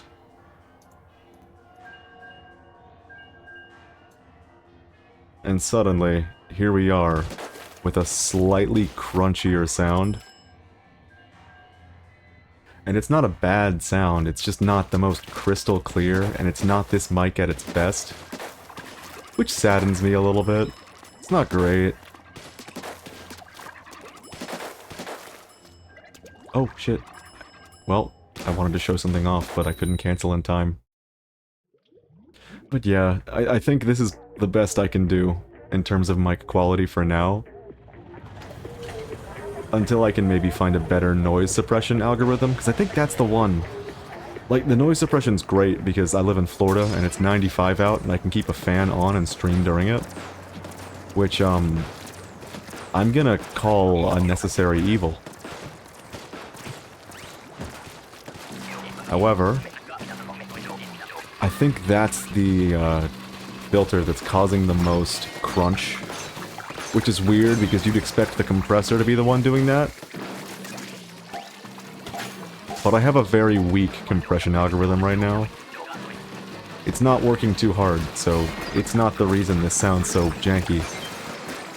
It doesn't sound bad per se either, so I'm not particularly upset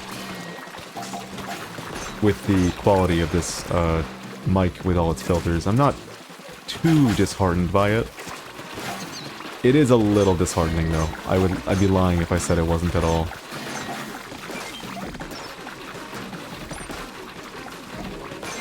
There we go. Beautiful.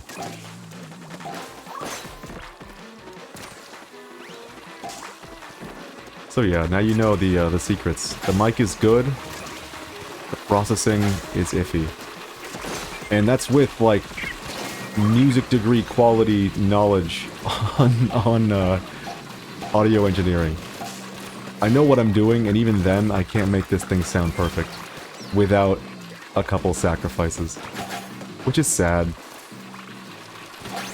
Because when you stream, you really just want to be able to turn it on and go. You don't want to have to, like, suffer through a bunch of broken settings. Oh no!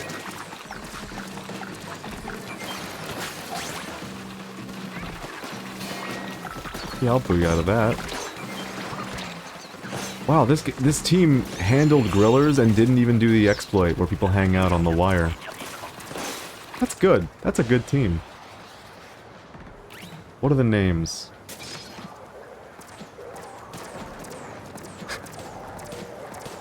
Anchovy, Moldy Pond, and Polyam S5.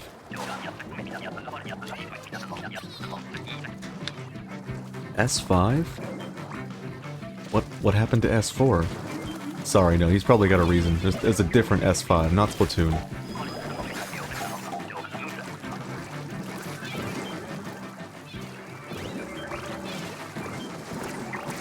So, other games. I've got a couple more GameCube era games as well that I'd like to stream. I want to stream... It's gonna sound stupid to anyone who just doesn't quite like this game.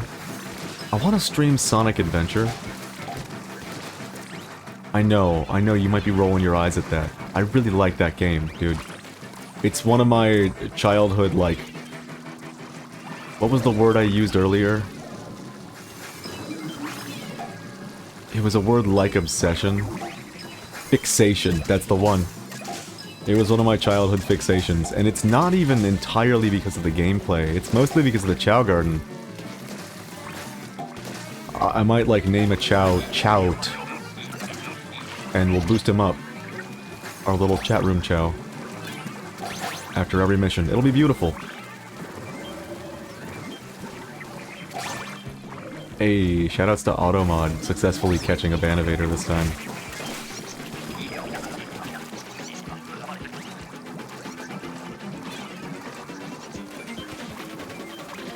Did I ban that word? I keep forgetting to ban a certain word that they use frequently. I showed you the funny, ban dodge Namco in another Splatoon stream. They wrote certain words in a very funny way. Based viewers. By viewers. Place. They wrote it very funny. But you'll have to check that VOD because I don't have the exact one that made me laugh on hand.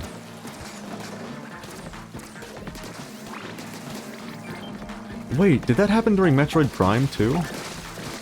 It might have. It's par for the course when you stream.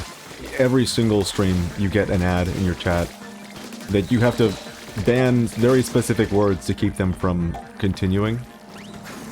You get an ad for buying viewers. Surely someone has taken them up on that, but that's neither here nor there. Sonic Adventure. I really like Sonic Adventure. I really, really do. At first it was just the Chow Garden, and then it was the levels too. If you're a TF2 player, you deserve to know you can trimp in Sonic Adventure. This is not a drill. You can trimp. If you're not a TF2 player, I'm talking shite. Just know that it's a neat little mechanic that only exists in certain games with certain physics engines.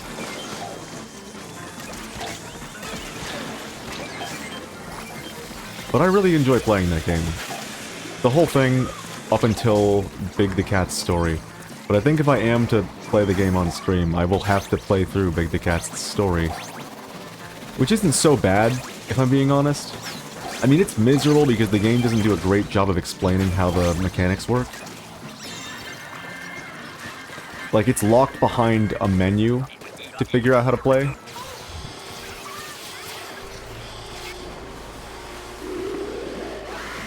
But it's short. It's like 4 missions. It's not too bad. It's annoying that, Sega was like, we have a tech demo for Bass Pro Fishing, we're just gonna staple that to Sonic Adventure. Moldy Pond, where? Why? Why there? Is this doing damage, is the question. It feels like it did some damage.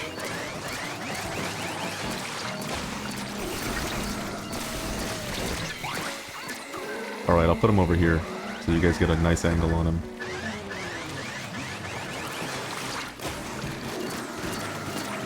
Yeah, let's get him! You and me, Polyam!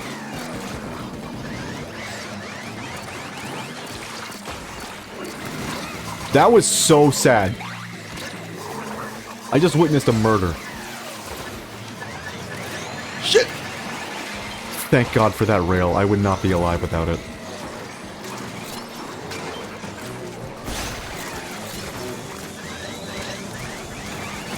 Oh, the missiles are too much. It's too much!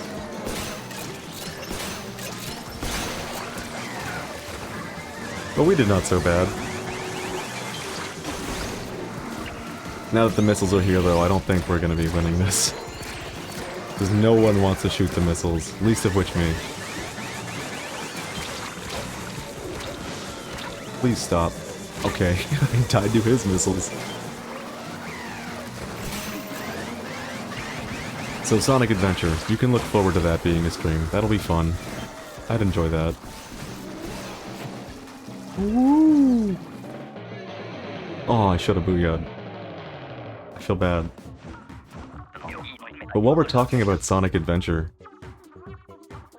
because of how much I love the Chow Garden, I've been looking for a spiritual successor to the Chow Garden for as long as I can remember. The sad thing is, there's really nothing like it. Nothing quite gets it right, and the reason that Sega has never made their own little Chow Garden the video game is because they feel like... You've probably heard this from other people. They feel like the Chow Garden does not work without the action stages. Which is why in every single Sonic game that they've made since with action stages, they've still not put the Chow Garden there. But that's neither here nor there. I love me a Chow Garden, and I've been looking for something like it. And I think I've found it. I think I have. And by I think, I mean I spent 40 hours playing a game that scratched the exact same itch. And I'll tell you what it is. It's something you would not expect. Completely third party. Maybe even fourth party, depending on how you're looking at it. Wobble Dogs. The dogs that wobble the video game. At first I was like, this is probably gonna be a Nintendog-like. But I was watching a couple different streamers play it a long while ago. And it became very clear that, like, this is just like the Chow Garden, isn't it? But with, like, way more depth and more things to do, and I'm so glad that worked. We both got it. Me and my homie. But yeah, Wobble Dogs is very, very fun. But I was playing the Switch port, and the Switch port is really, really bad. It runs at a cool 10 FPS, which is wonderful. And considering how, like, non-resource intensive the game is, that kind of blew my mind a little bit. Like, why is this running so badly? But I'd already bought it on Switch, so I had to get my playtime out of it. I gotta get 40 hours before I realized that a lot of the mechanics are just cut. The mechanics that you don't really get access to until 20-30 hours in. So fuck that. We're gonna be playing the PC port. I've got it. You want it? We're gonna play Wobble Dogs. I don't know when that'll be. That'll probably be a little later than the other games. Maybe after Sonic Adventure, because I'm in kind of a GameCube phase again, after playing Kirby Air Ride and Metroid Prime. I could stomach some more GameCube-y games. Cubular. A lot of good ones out there is the thing. I don't want to play a Pokemon game on stream, particularly. But if I do, it's probably gonna be... Oh god. Am I gonna get killed for saying the word modded? There are a couple hacks made of the original 3D Pokemon games that aren't battle sims. The original 3D Pokemon games are obviously Stadium and Stadium 2. But if we're not talking battle sims, Colosseum and XD Gale of Darkness got their own little, like, expanded releases by fans. I'm gonna call them expanded because it was operating on Gen 3 mechanics when they were released, so some things didn't quite play like you'd expect Pokemon to. I forget what the Colosseum one is called, which is okay with me because the Colosseum one was really bad. Really poorly balanced. Really particularly unfun. Grand Colosseum, that's the name. I love a good Pokemon ROM hack. I love it. Grand Colosseum was really bad. You got your mechanics, yes. You got, like, hidden abilities. You got new abilities on certain Pokemon. You got newer Pokemon added to the game. There was some good things to it. But the overall balance of that game is like, alright, here's 8 fighting types that you can add to your team. And every other type, you'd be lucky if you get 2. Some of which you will get 0. And if you do get 1 of a type that's very good, we're gonna attach it to a type that's really weak, so you still get the weaknesses. So building a team was really annoying. Which is doubly frustrating because all the enemies they programmed have fairy types and other types that are really, really frustrating for the monsters that they've given you, which has led to its reputation as the hardest Coliseum or 3D Pokemon, GameCube Pokemon ROM hack. I don't know exactly what it is. People were calling it the hardest Pokemon ROM hack for a while, which is just... Like, have you played Kaizo Emerald? Do you know? Kaizo Emerald is like solving puzzles. It's like a Professor Layton game in a Pokemon skin. Every fight is a puzzle to solve, which is a funny way to make a Pokemon game. But with how little I liked Grand Coliseum because of its balance and the options it gave you, I was amazed by a mod I found called Pokemon XG Next Gen. Which, I mean, anything beats the title Pokemon XD, Gale of Darkness. It wasn't a good title when it released, and it has only, like, depreciated in value, and I got that guy killed with missiles, didn't I? The title has only depreciated in worth since. I need to go squid mode, but I can't go oh, I'm gonna die to that missile. No, I'm fine. I need to get rid of some of these monsters in squid mode. Okay, everyone was on the grates though, so I couldn't justify it. No, please, no, please, no, please, no, please.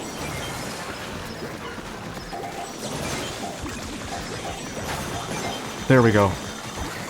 I did what I wanted. All's well. There are so many missiles, it's driving me insane.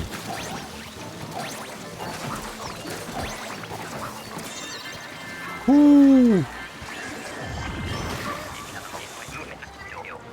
Oh, that was spooky. I had to lock in a little bit. That's fucked up. I'm playing Salmon Run specifically not to do that. If I am ever to play a Pokemon ROM hack of any variety, it will be next gen. Because, holy shit. What? What do you mean? What do you mean communication error? What are you talking about? Do I get no rewards? Yeah. Yup. Hero Pun Ricky. Very cool.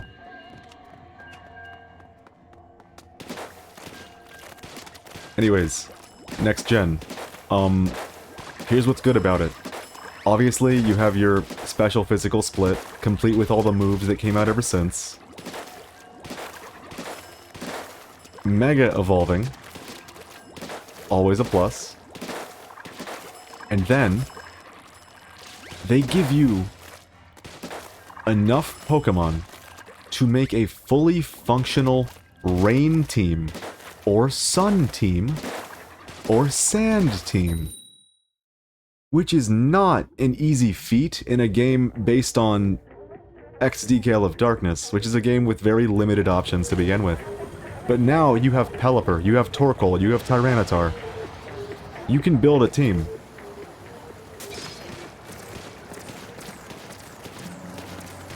So yeah, I recommend it, and if I ever do play a Pokemon game ROM hack on stream, that'll be it.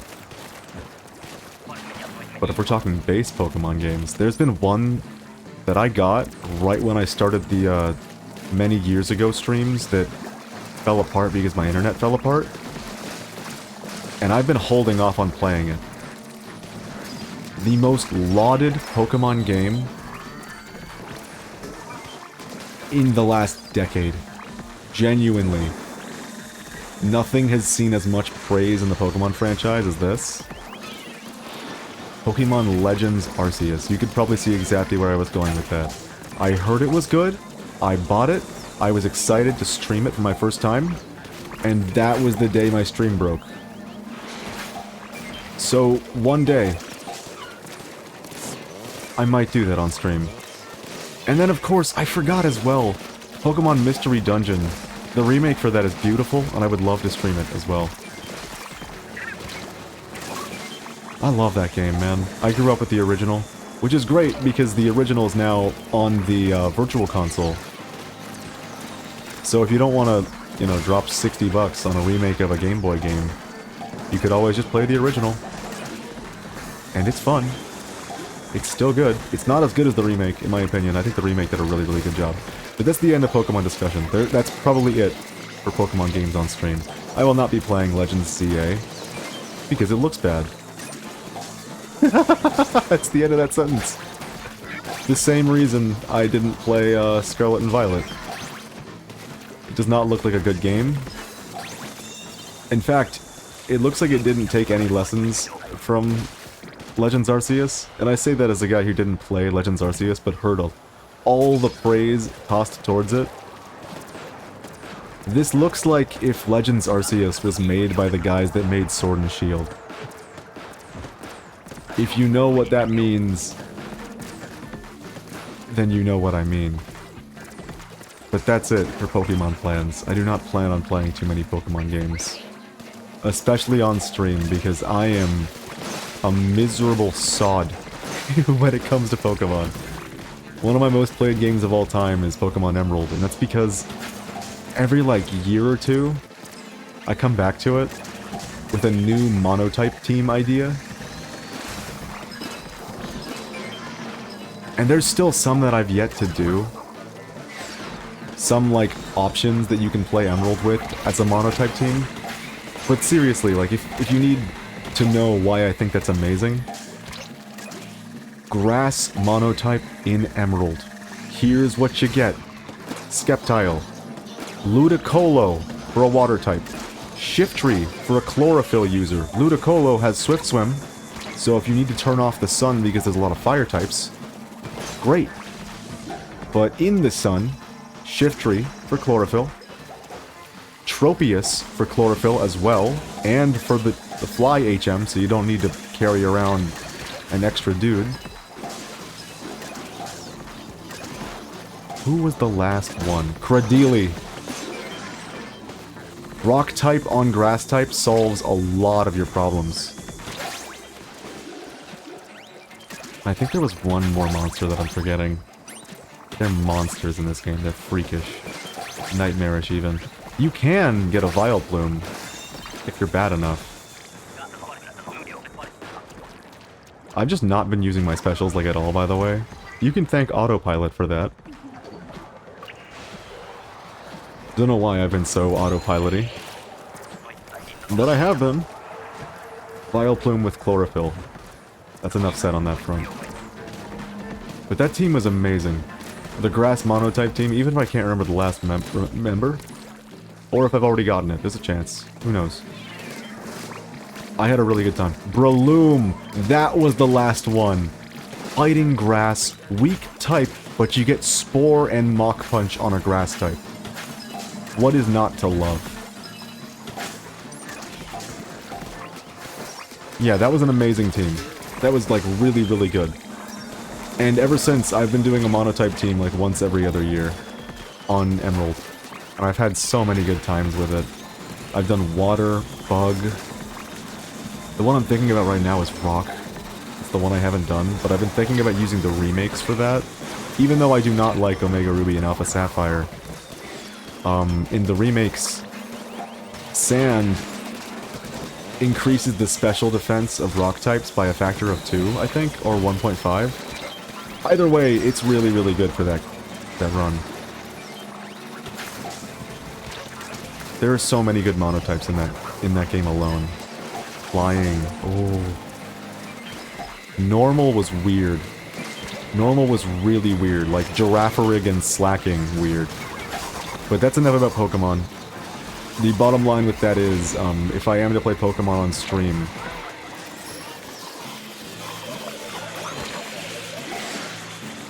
it would not be a monotype, because I play that in a very lame way, where if I lead a certain Pokemon, and the enemy leads a certain Pokemon with an EV that I don't want for my Pokemon, I will turn the power off and turn the power back on.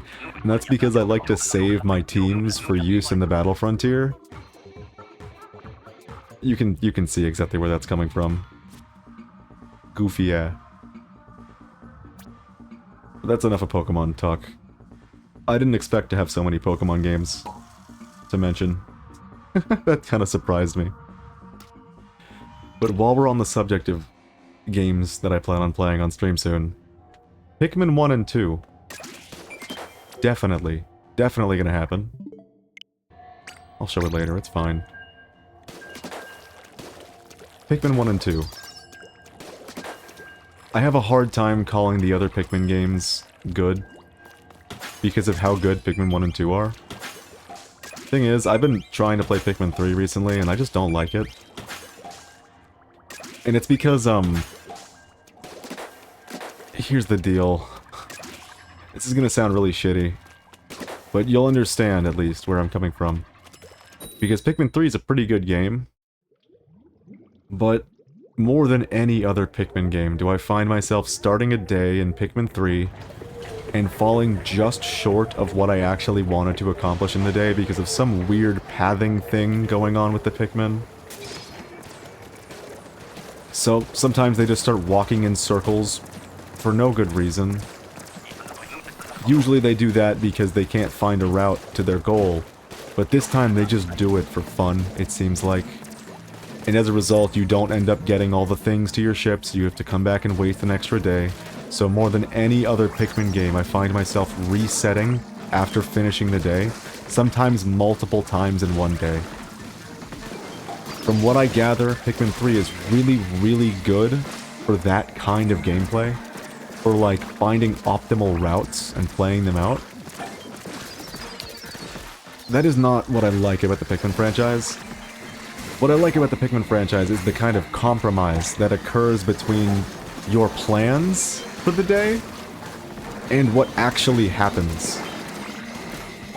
And in Pikmin 3, that's not a very fun dichotomy.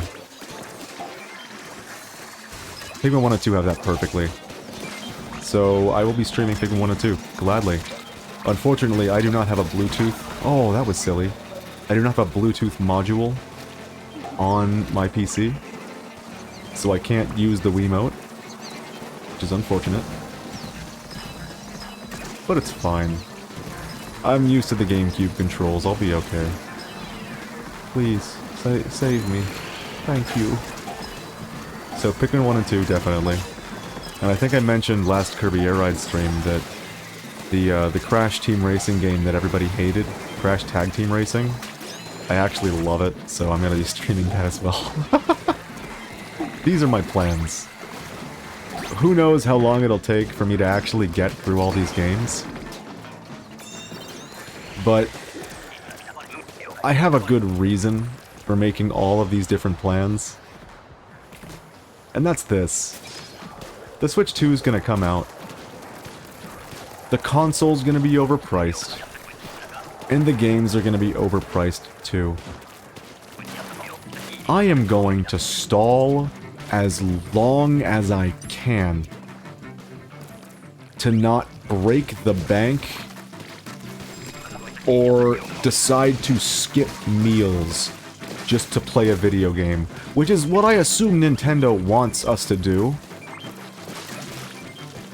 They want us to not eat. They would rather us never eat and just buy Nintendo games all day. So I'm gonna stall as much as I can. I'm gonna not buy new releases. If there's a game that I just gotta get, like Kirby Air Ride 2, Kirby Air Riders, that I will probably pick up closer to launch. But for the rest of them, no thanks. I'll be good with my original Switch library running at a better frame rate, even if I have to pay like $10 to $20 per fucking game just if I want the Switch 2 versions. Sorry. Sorry. I don't know what came over me there. That was infuriating to find out, but I'm gonna go as long as I can without breaking the bank, because maybe if I bide my time for long enough, Nintendo will cease to be so tone-deaf as they realize they're not getting the sales they had envisioned. Maybe. That'd be real nice. I don't think it's gonna happen for like 1 to 2 years. Which is really unfortunate for the reasons we've discussed, but also for a cool bonus reason. If no one buys the Switch 2, and Kirby Air Riders comes out, and no one has the money to afford Kirby Air Riders, what do you think the lesson Nintendo's gonna take from that is? Oh, I guess people don't like Kirby Air Ride, let's never make another one ever. It happened with Metroid Other M, when they made a real stinker of a game, so no one wanted to play it. So the sales weren't very good. So they were like, I guess Metroid's not good anymore. No more Metroid. Nintendo is just liable to make all these dumbass decisions. And I don't expect that to stop anytime soon. I heard the interview with Bill Trinen recently. That was like, we're trying to price our games in a way that adequately reflects the experience that they offer. And it's a good thing I'm not alone in feeling like, yeah, but... yeah, but why are the GameCube and DS remasters $60? Yeah, but why? Are you saying that those experiences are also full price? The arguments don't hold up, which is very fun. So yeah, I'm gonna do what I can to not waste too much money in the Switch 2 era. Hopefully you'll understand that when all these cool new releases come out, and I'm not buying them. The only 3 Switch 2 games that I see myself obtaining, one of which would be the sequel to this game that's not announced. One of which would be the Mario Kart World bundle. Because, I mean, I like Mario Kart, I'm cool with that. And if it's slightly cheaper if I buy it with the console, sure. Sure. A very begrudging sure. But other than that, it's Kirby Air Riders, and that's it. I don't have any other interests. That's not true. I'm interested in other games, but not interested enough that I'd be willing to break the fucking bank. Do you know where that phrase came from, by the way? Because I'm pretty sure it's piggy banks. Like, you had to get your money out of a piggy bank by shattering it. I'm pretty sure that's where break the bank comes from. And that makes me happy. I love a good idiom. So yeah, what you can expect for the future is a bunch of old video games. Because those are ones that I've grown to love. And maybe once in a blue moon we'll play a new video game here and there.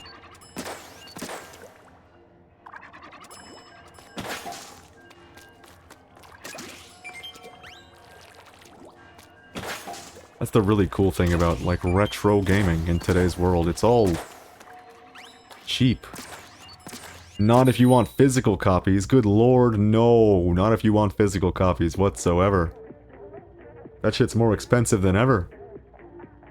You liked Kid Icarus Uprising? Give me 200 bucks. I've got a copy on my shelf that I got from launch.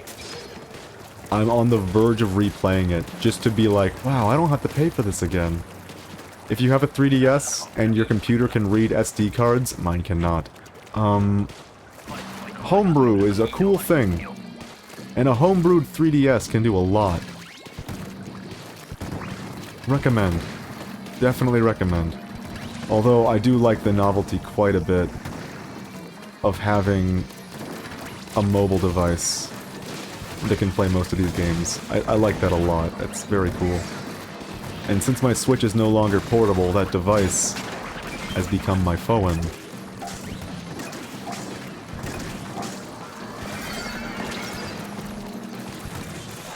Which I cannot stream from, unfortunately.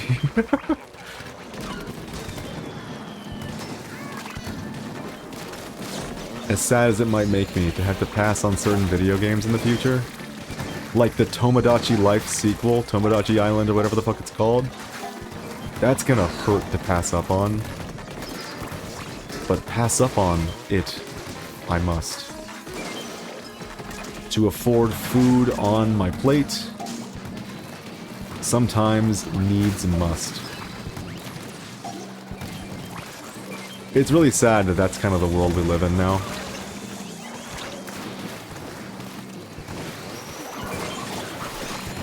But we've talked about that enough on this stream. You don't need me to bellyache more about the state of the economy. We've done that. We've been there. This is wave 1? Oh, it's... okay, it's Cohawks. That's why we're struggling a little bit. I didn't even really notice. I could have been doing more AoE with the bucket. This is a great comp, by the way. It was unassuming when I first saw it. I was like, yeah, bucket is alright, bathtub's alright, Luna Blaster is amazing in this mode, and bamboo's alright. Turns out, these are all really good weapons for this. Bucket and Luna Blaster for AoE. Blob and bamboo for single target damage. It's not bad at all. I quite enjoy it. Oh, by the way, I've mentioned how, my best friend and I have been revisiting Borderlands 2 recently. We just finished the base game and we're messing around with the DLCs now. I didn't have very stark memories of the DLCs in Borderlands 2. Oh man. Oh, the writing is like... the writing is still horrible. Randy, what have you done? Randy from Gearbox, what's going on? It's bad writing. And because, many a year ago when I was still in college... That was a nice throw. Me and one of my roommates were having a conversation, and this roommate was like, man, the writing in Borderlands sucks, but you know what? I am really enjoying Borderlands 3. You should play it with me. With Borderlands me. And I couldn't stomach more than 3 hours of that game. Genuinely. The writing was so bad. I was so mad. And I'm gonna take it out on Randy from Gearbox. Uh-oh. But here we are at the end of our little Borderlands 2 excursion. And we're thinking about picking up Borderlands 3 again. We've already got the game from way back then. But here's the kicker. I'm not sure whether I want to mute the audio, the character voices or not. A couple things about that. I had a much more enjoyable time in Borderlands 2 with the audio muted. Not the full audio, I like the gameplay noises, sure. But with the character voices muted, that game is almost tolerable. Every once in a while, a line will pop up on the screen, and it's like the stupidest thing you've ever read. And that kind of writing is a lot more fun when you and your friends can just read it aloud to each other in a bad impression.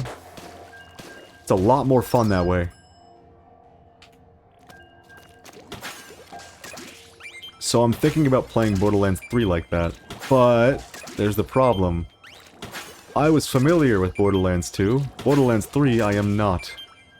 So, if I'm ignoring the text, I am likely to get lost on the story objectives, which will inevitably cause a headache. So that's great. I will not be buying Borderlands 4. Never. Oh man, Randy from Gearbox, maybe before you put Borderlands 4 on the Switch, maybe you should fix the motion controls that you put in Borderlands 1 and 2. Maybe that'd be smart. It falls victim to that thing.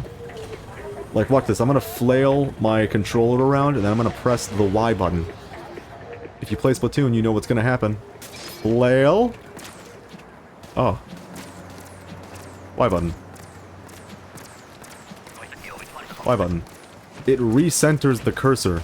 To a certain extent. The first one, I was holding the controller straight up, so I wasn't willing to go crazy.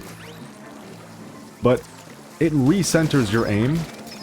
That's the most important button in any gyro aiming scheme. Without that, you will be stuck with your controller pointing at, like, the most off and uncomfortable angle with no way to fix it. So I don't recommend playing the Borderlands games on Switch. Hell, now, keyboard and mouse was a really fun experience, actually.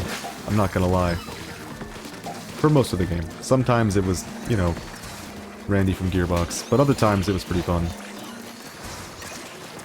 Randy from Gearbox has become synonymous with bad. Yeah, he sure has, hasn't he? I said this during the Kirby Air Ride streams. They really shouldn't have ascribed a name to Gearbox, because now I have someone to throw... I have someone to throw all the hatred at. I can blame Randy for all of it.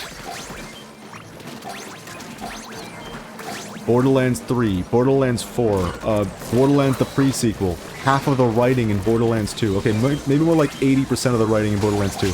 Everything that went wrong with Risk of Rain 2 post-acquisition. I can blame it all on Randy. That's great. He has become the scapegoat. Good for us. Now we get to throw it at Randy every time.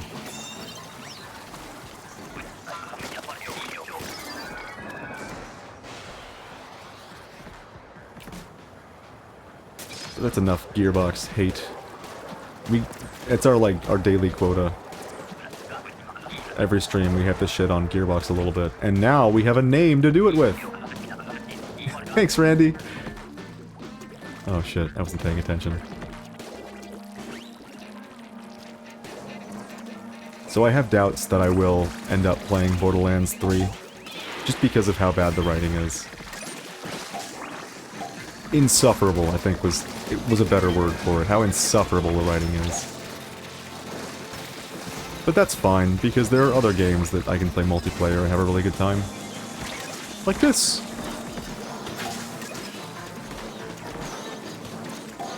When the stream ends, I will show you the clip that made me say, I need to start playing this game again. Because I was, like, unsure how I was feeling about the game. I was like, man, sometimes I queue up for a game of Turf War or something, and I'm just not having a good time. And I was worried that that's what I was gonna experience again, so it keeps me kind of dissuaded from playing the game, which is just a sign that I should have played ranked. But I'm afraid of numbers, so I didn't do it. Anyways, I pushed a button and suddenly I had the most massive smile on my face. Oh no. Oh, the missile, really? Everything was there. Super Squid Bros Ultimate. Everyone is here. I can't see anything. I can't see anything. No! Oh, thank God. I was worried he picked up the egg and died and then we'd lose. That was horrid, by the way. The flyfish that round were miserable.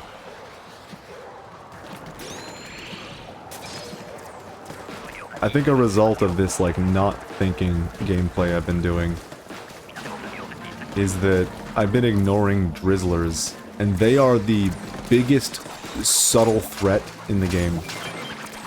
I would say most of my deaths, possibly, have been to some combination of drizzler and something else. Today.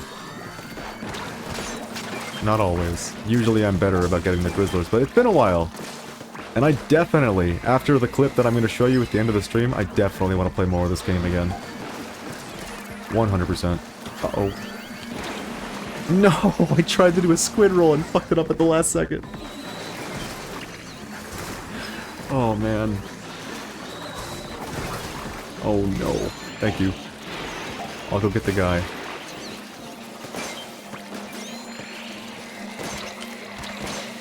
Please, please, game.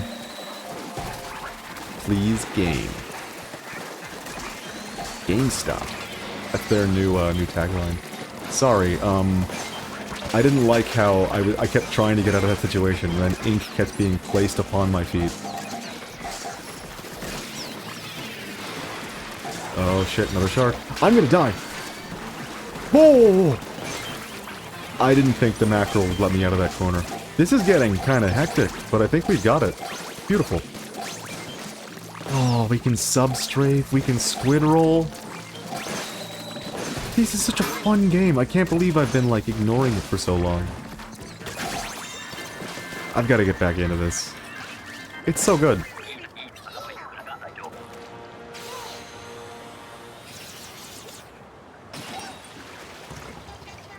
Damn, it got me through the Booyah Bomb armor. That was crazy.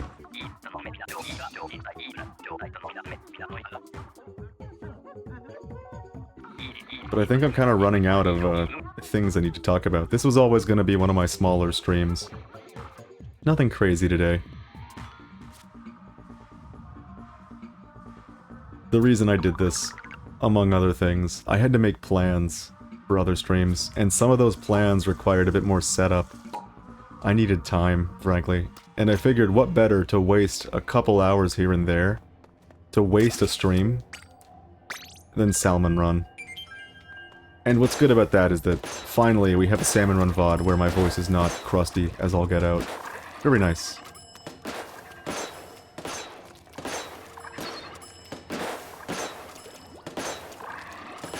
So, you know what to look forward to from the streams.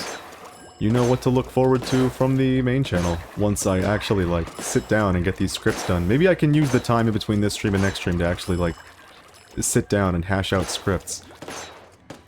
One of my weaknesses as a writer, which I didn't think I would like to write, because in school I was raised to think that to get a good grade on any written work, you have to follow a very specific formula. Because every time I tried being creative with my writing, well, I didn't meet the... what's the word? Curriculum?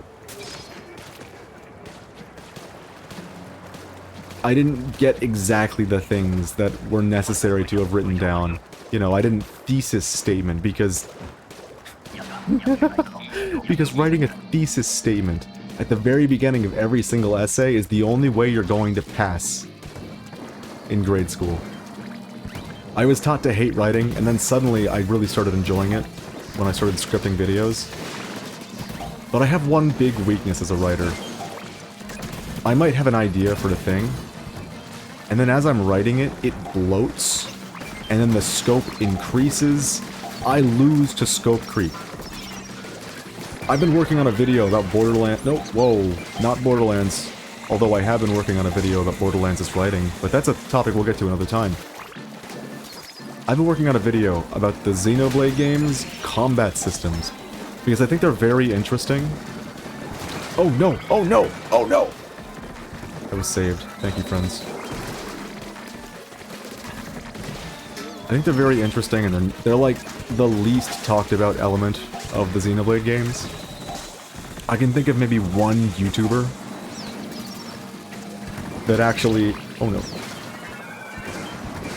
That actually dives deep on the combat systems in Xenoblade games.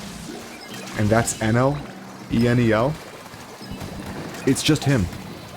No one else really cares. Any other video on Xenoblade is either about the story or about what's wrong with Xenoblade 2. Which, good. I mean, there is someone who made a Xenoblade 2 abridged series, but just one episode. He's working on it. I have high hopes for the future.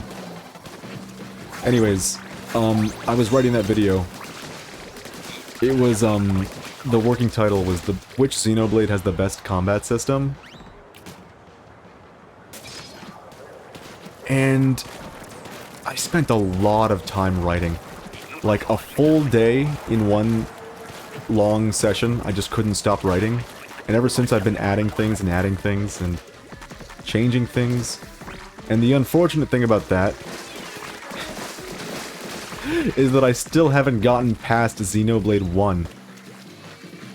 Because there's so much to discuss with these combat systems when you break it down to every element. And if I'm gonna do a video that compares the combat systems in Xenoblade games, I'm gonna do it right. I'm not just gonna, like, not talk about chain attacks and how they change in each game. I'm not just gonna forget to mention Skells or Overdrive. I'm telling you everything. So, being as comprehensive and as bloated as the scope of a video like this is, it's been taking me longer and longer to finish the writing. So unfortunately, it might be a while before that video comes out. I had hoped to get it done much sooner than later. Uh-oh. And I am trying my best. Every day or so, I take another crack at that script. The sad part is, I've tried, like, on some days I'm like, fuck it, this script is too bloated, start over. And I find myself right back where I started. Like, rather, I find myself writing a new script and running into the same roadblock of, like, oh, I was the target. Running into the same roadblock of, I haven't discussed this thing, so it's not gonna make sense when I start talking about what Xenoblade Chronicles 2 did that kind of throws a wrench in things. So I had to be comprehensive, which is taking so much time. And the unfortunate thing about it is, like, on one hand, I'm writing a video that assumes you know every Xenoblade game, and in that exact same video, I'm explaining the most basic combat mechanics.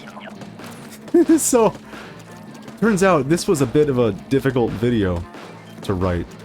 Because I'm not just gonna be like, which Xenoblade game has got the best combat tier list? Xenoblade X because overdrive and skulls. Xenoblade 1's pretty good. A tier. Xenoblade 2's alright. C tier. I'm not just gonna do that and then call it a day. I need to explain. I need you to understand. Because in a video where the very concept of the video is the subjective opinion on which combat system does it best, which is a discussion that will always be driven by subjectivity. If I'm not to fully explain myself, any semblance of having these opinions be more empirical than not is out the window. No! I remembered how to squid roll. We're good. So yeah, that video's been taking me a little longer than I thought. Luckily, the editing part's gonna be really easy. Because all I really have to do is show relative graphics while I play footage of me fighting super bosses from the various games that I'm discussing in the background. Nope. We did it. We're gonna lose though. It's okay, it's cool. We did a cool little maneuver, it was worth it. We're gonna win!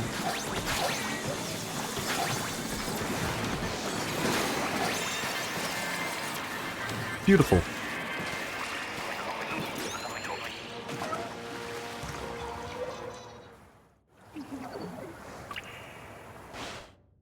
Man, I forget how playable this game is. I've just been having a good time playing Splatoon, playing Salmon Run. It's real good. It's a real good game. I think I'm in the camp where I don't want a Splatoon 4 so much as I want a Splatoon 3 Deluxe.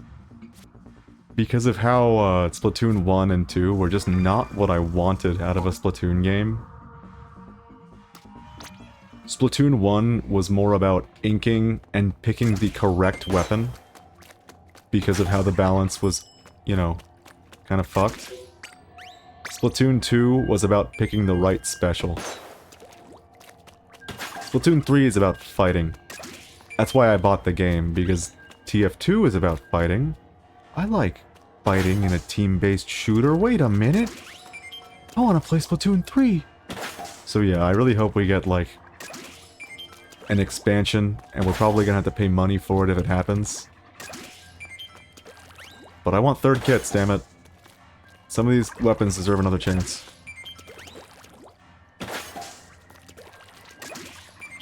I don't know why I'm doing this. I think autopilot's beginning to take over. That might mean it's about time to end the stream. But we've discussed all the things that I felt like I needed to talk about today. So that's fine. I'd be fine to wrap up sooner than later. It is a Splatoon 3 Salmon Run stream, so it was inevitably not going to go too long. The plan was to play each rotation for 2 hours, but I was up a little late last night. I got stuck on a Professor Layton puzzle. Ah, man. It was like 10 p.m. And I said, I'm just gonna solve this one puzzle and see the next story scene. The puzzle took me 40 minutes. And then the next story scene had multiple puzzles before. I didn't get to sleep until like 1. So... Oops.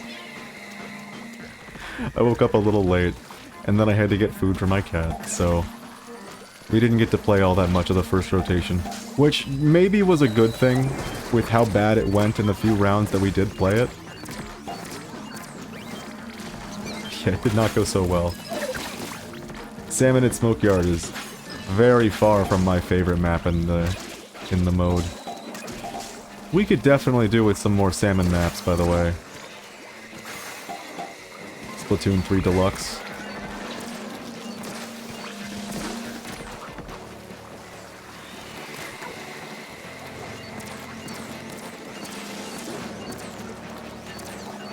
Man, one of my my greatest shames as a quote-unquote content creator is that the only content I've been making for the last month or two has been stream VODs.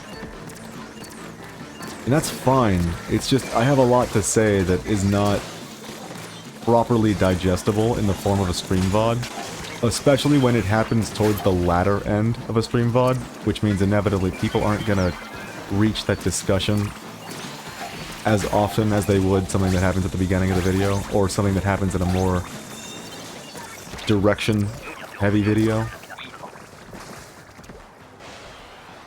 And I have so many of these fucking videos in the work, I've got to get to it. Do you want to know the thing that's keeping me from it the most, believe it or not? So, you know how scripts are taking me a while, yes. The thing that's keeping me from the most... keeping me the most away from doing it right now is the editing program I use for video editing, which is DaVinci Resolve. When I learned how to use DaVinci Resolve a couple of years ago, it was fairly, like, intuitive and easy to use. They've since added a thing called the Fusion tab. The unfortunate thing about the Fusion tab is that it's incredibly complicated, and it makes the process of doing something as simple as having an image move around on the screen, it makes that obscenely time-consuming and difficult, and buggy too. When I was... oh man. When these streams start, you see a little GameCube logo. I'm trapped in the logo. Me, Mumph, my little face, it's stuck in there. Somebody help me. Programming that, and I do mean programming, because I couldn't just set the thing to track to the inside of the GameCube square, no matter what I did. That was impossible. I had to hand animate it along a certain path. That's why it looks a little janky in parts, but I did the best I fucking could. Maybe one day I'll use a better program to animate that. But the simple act of having a logo kind of travel in a specific amount of time along a V shape with a little bit of nuance took hours. Fucking hours for the simplest result. Because you have to learn so much about the Fusion tab, and every once in a while you'll be using it for 40 minutes straight, making slight modifications, and then suddenly something will break. And I do mean break. Like, suddenly now your image is at a different size than you set it to be, and changing any settings do not correct this. It's just stuck at that size now. And it's not moving anymore. Your only option is to load the last save you had of your project. Straight up.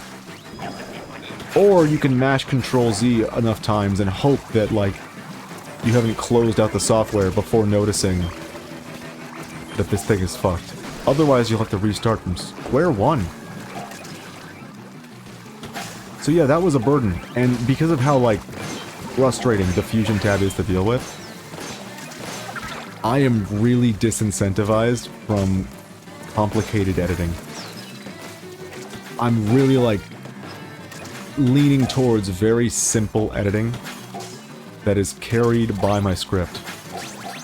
Think like, a Liam Triforce video, which is very, like, consumable. It's nice to just listen to Liam speak, and the video is carried by his script. And while the footage has something to do with it, obviously, the editing isn't overly complicated. It's all you need to support what the product actually is.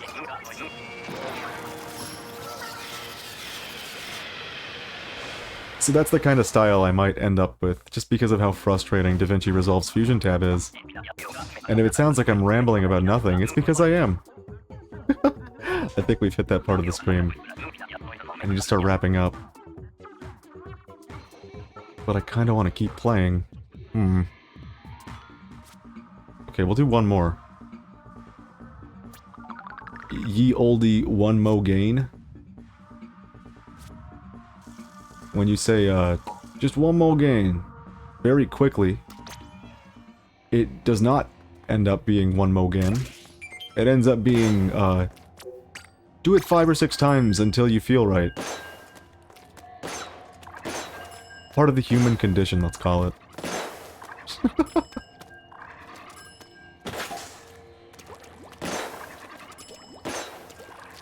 We're going for one mo gain. That's the strat. Why am I saying it like that?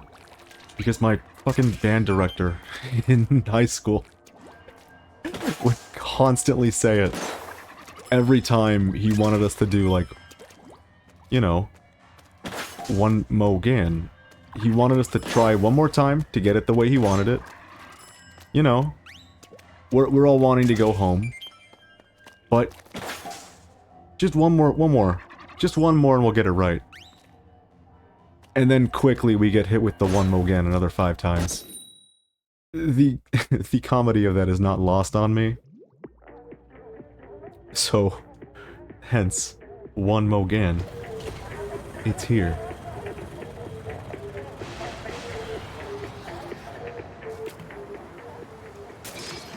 Wow, look at the texture on this. Blob lover, get out of the way. I mean, it's not the best, but it's not bad. You know what? I think I've been playing too much Borderlands 2. The textures are so bad. I feel like they've, like, gotten worse with time. Which is really funny.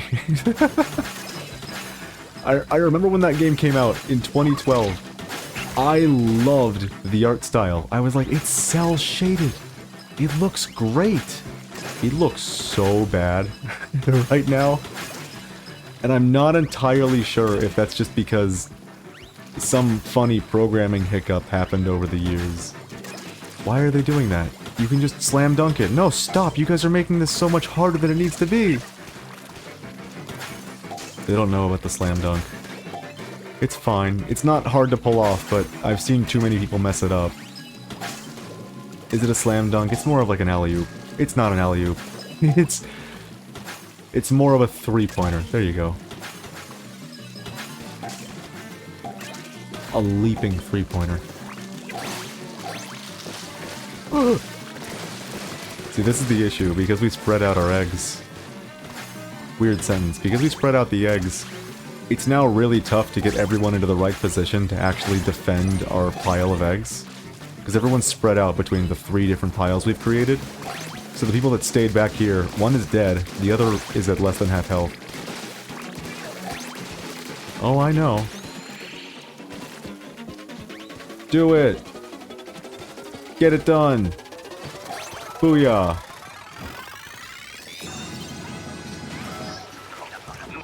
Beautiful.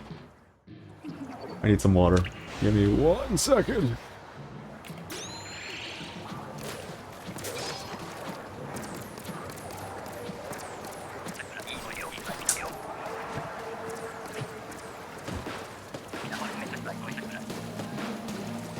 Do you like how, like, we cycled right back to discussing Gearbox? We went right back into, like, complaining about Gearbox properties. That's weird, isn't it? Does it matter that much to me? Why does it matter that much to me? Has Gearbox done that much wrong? I don't think so. I mean, don't let me absolve them of their fucking sins. Risk of Rain 2 was definitely unplayable for the better part of a year.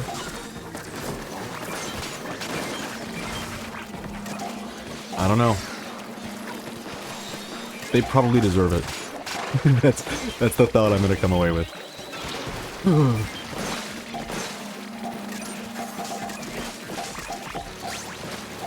You know what I've been thinking about playing?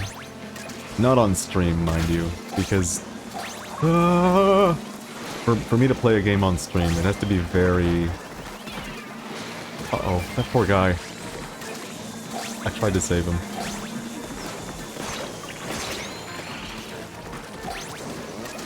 It has to be the exact thing I'm in the mood for. I can't just play nothing on stream. By nothing, I mean a game that makes me feel nothing. And, like we discussed with the monotypes, I can't play something that I feel like is gonna waste the viewer's time either. So, I've been meaning to 100% Yoshi's Island for a while now. I never did it as a kid. Never did. But I could stand to do that now, I think. Now that I know about the, So I watched a Yoshi's Island speedrun, 100%, way back in the day. Like a decade ago at this point, by Trihex, who has his own emote here on Twitch. Is it Tryhard? Is that the emo? Emo? Okay. I think the emote is Tryhard. I don't know. I'm not too big on emote culture on Twitch, as you might know. Oh, the UFO protected it. That's great. This guy needs to go. No, get out of the way. They're protecting each other.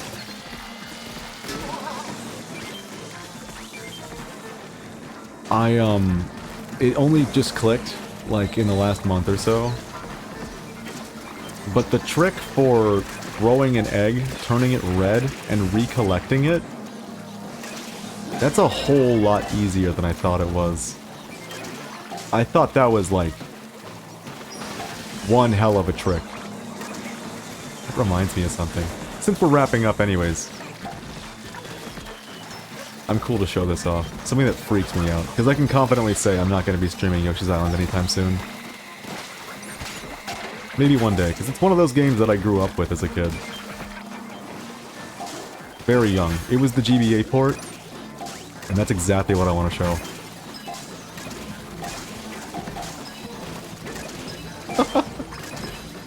So, growing older,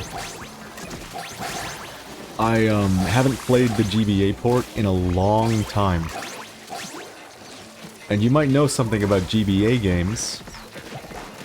Because the GBA launched without a backlight. I don't think that's boss, is it? No.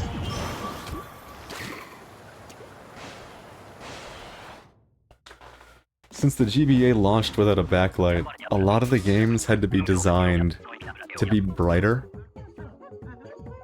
so that people could read what was going on in-game without a backlight. Aw, shit, I hit to jingle the keys. We'll do that next. It's fine. That way I can end the stream on Splatoon.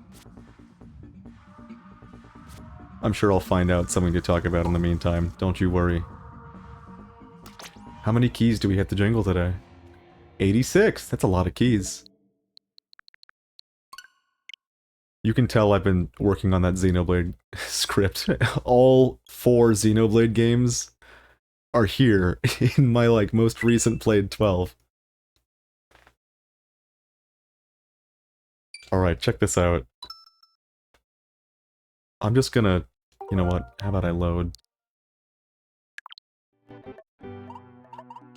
Let me just click on World 1. Alright.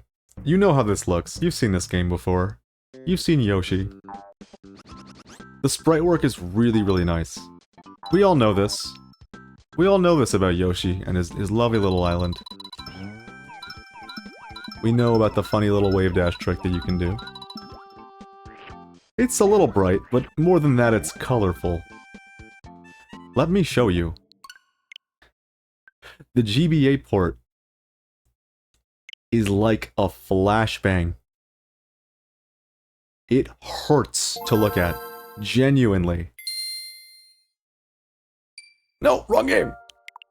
Did I mention that this is what we're gonna play soon? Kirby and the Amazing Mirror? Because it's great, and I love it. Alright, get ready for this. Oh god, I've seen that screen way too many times as a kid. I do like how the island looks in the GBA version. If only it was a little more zoomed out so you could see all of it like you can in the SNES version. Good. I was expecting to need to watch the intro cutscenes again. First of all, that's a thing, by the way. Now we have this. A little overworld map, which is neat. Alright, are you ready for the colors? Oh god, that's a bright Yoshi. Everything's so washed out. It's so washed out and so bright. Look at the green on the eggs. And listen to the music!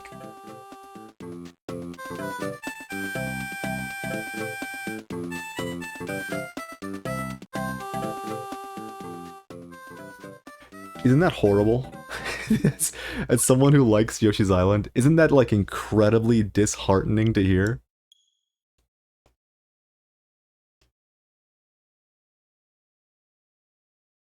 That being said, I've run out of things to talk about. And things to do. So I think today's stream ends now.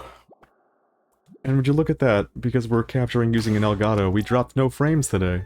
Wow! Very good. Oh. That was weird. Oh, okay. It literally just changed to 2 o'clock exactly. I can see why that happened. That was odd. What should I do? Where should I go? Let's go here. I need a place to be while I end the stream.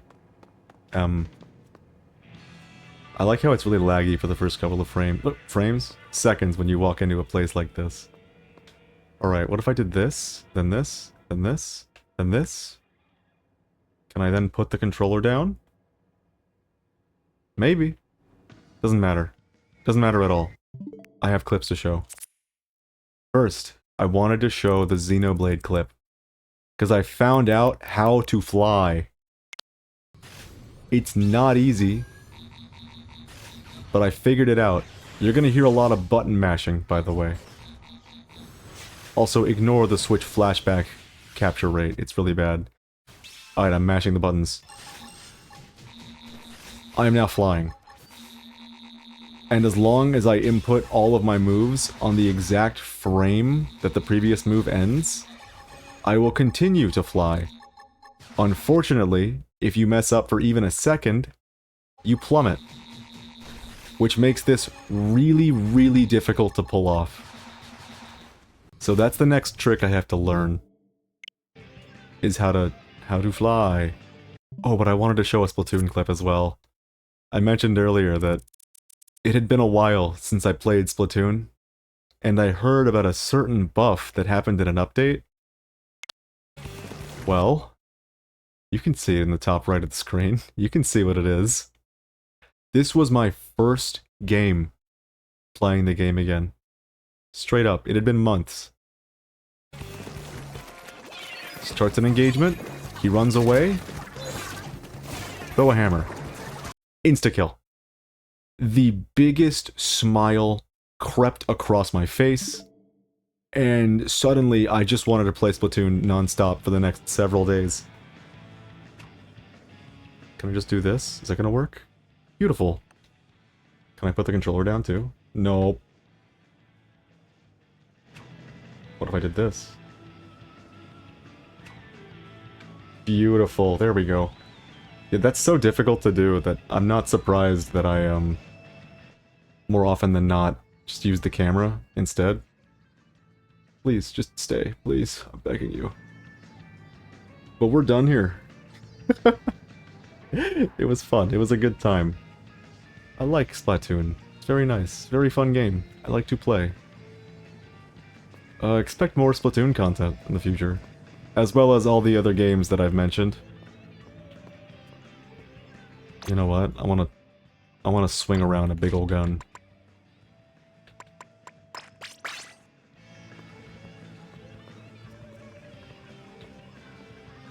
Thanks for dropping by. Thanks for watching. I have a good time playing the Salmon run. Oh no, I forgot to jingle the keys. Are you ready? It kind of hurt me holding off on playing Salmon Run yesterday because I wanted to save it for the stream. There's gonna be a lot of money on the screen now.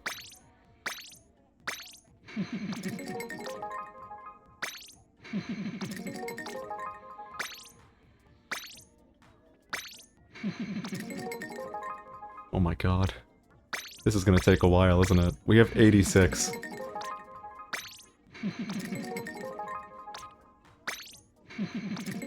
For a while there, I was just doing my dailies. But recently, I haven't had much reason to play too much Salmon Run like I did today. Too much? Subjective. It's fine. I played enough. Almost. Okay, I could maybe have stood to play a little more of the first rotation, that's for sure. But none of the rest of this is money, I don't think. I think it's all bonus from here. Beautiful. Look at all that intensify action on that hat. Wow. Alright, it's over. Stream end. Stream go. Stream go away now. Thanks for coming by. I like this game. I like to stream. I'll stream more. I'm thinking about streaming tomorrow, too. I don't normally do 2 days in a row, is my thing. I normally do every other day. But if the opportunity allows, which it looks like it might, I will very gladly do 2 streams in a row. So keep an eye out. Thanks again. I'm gonna go and eat. Bye.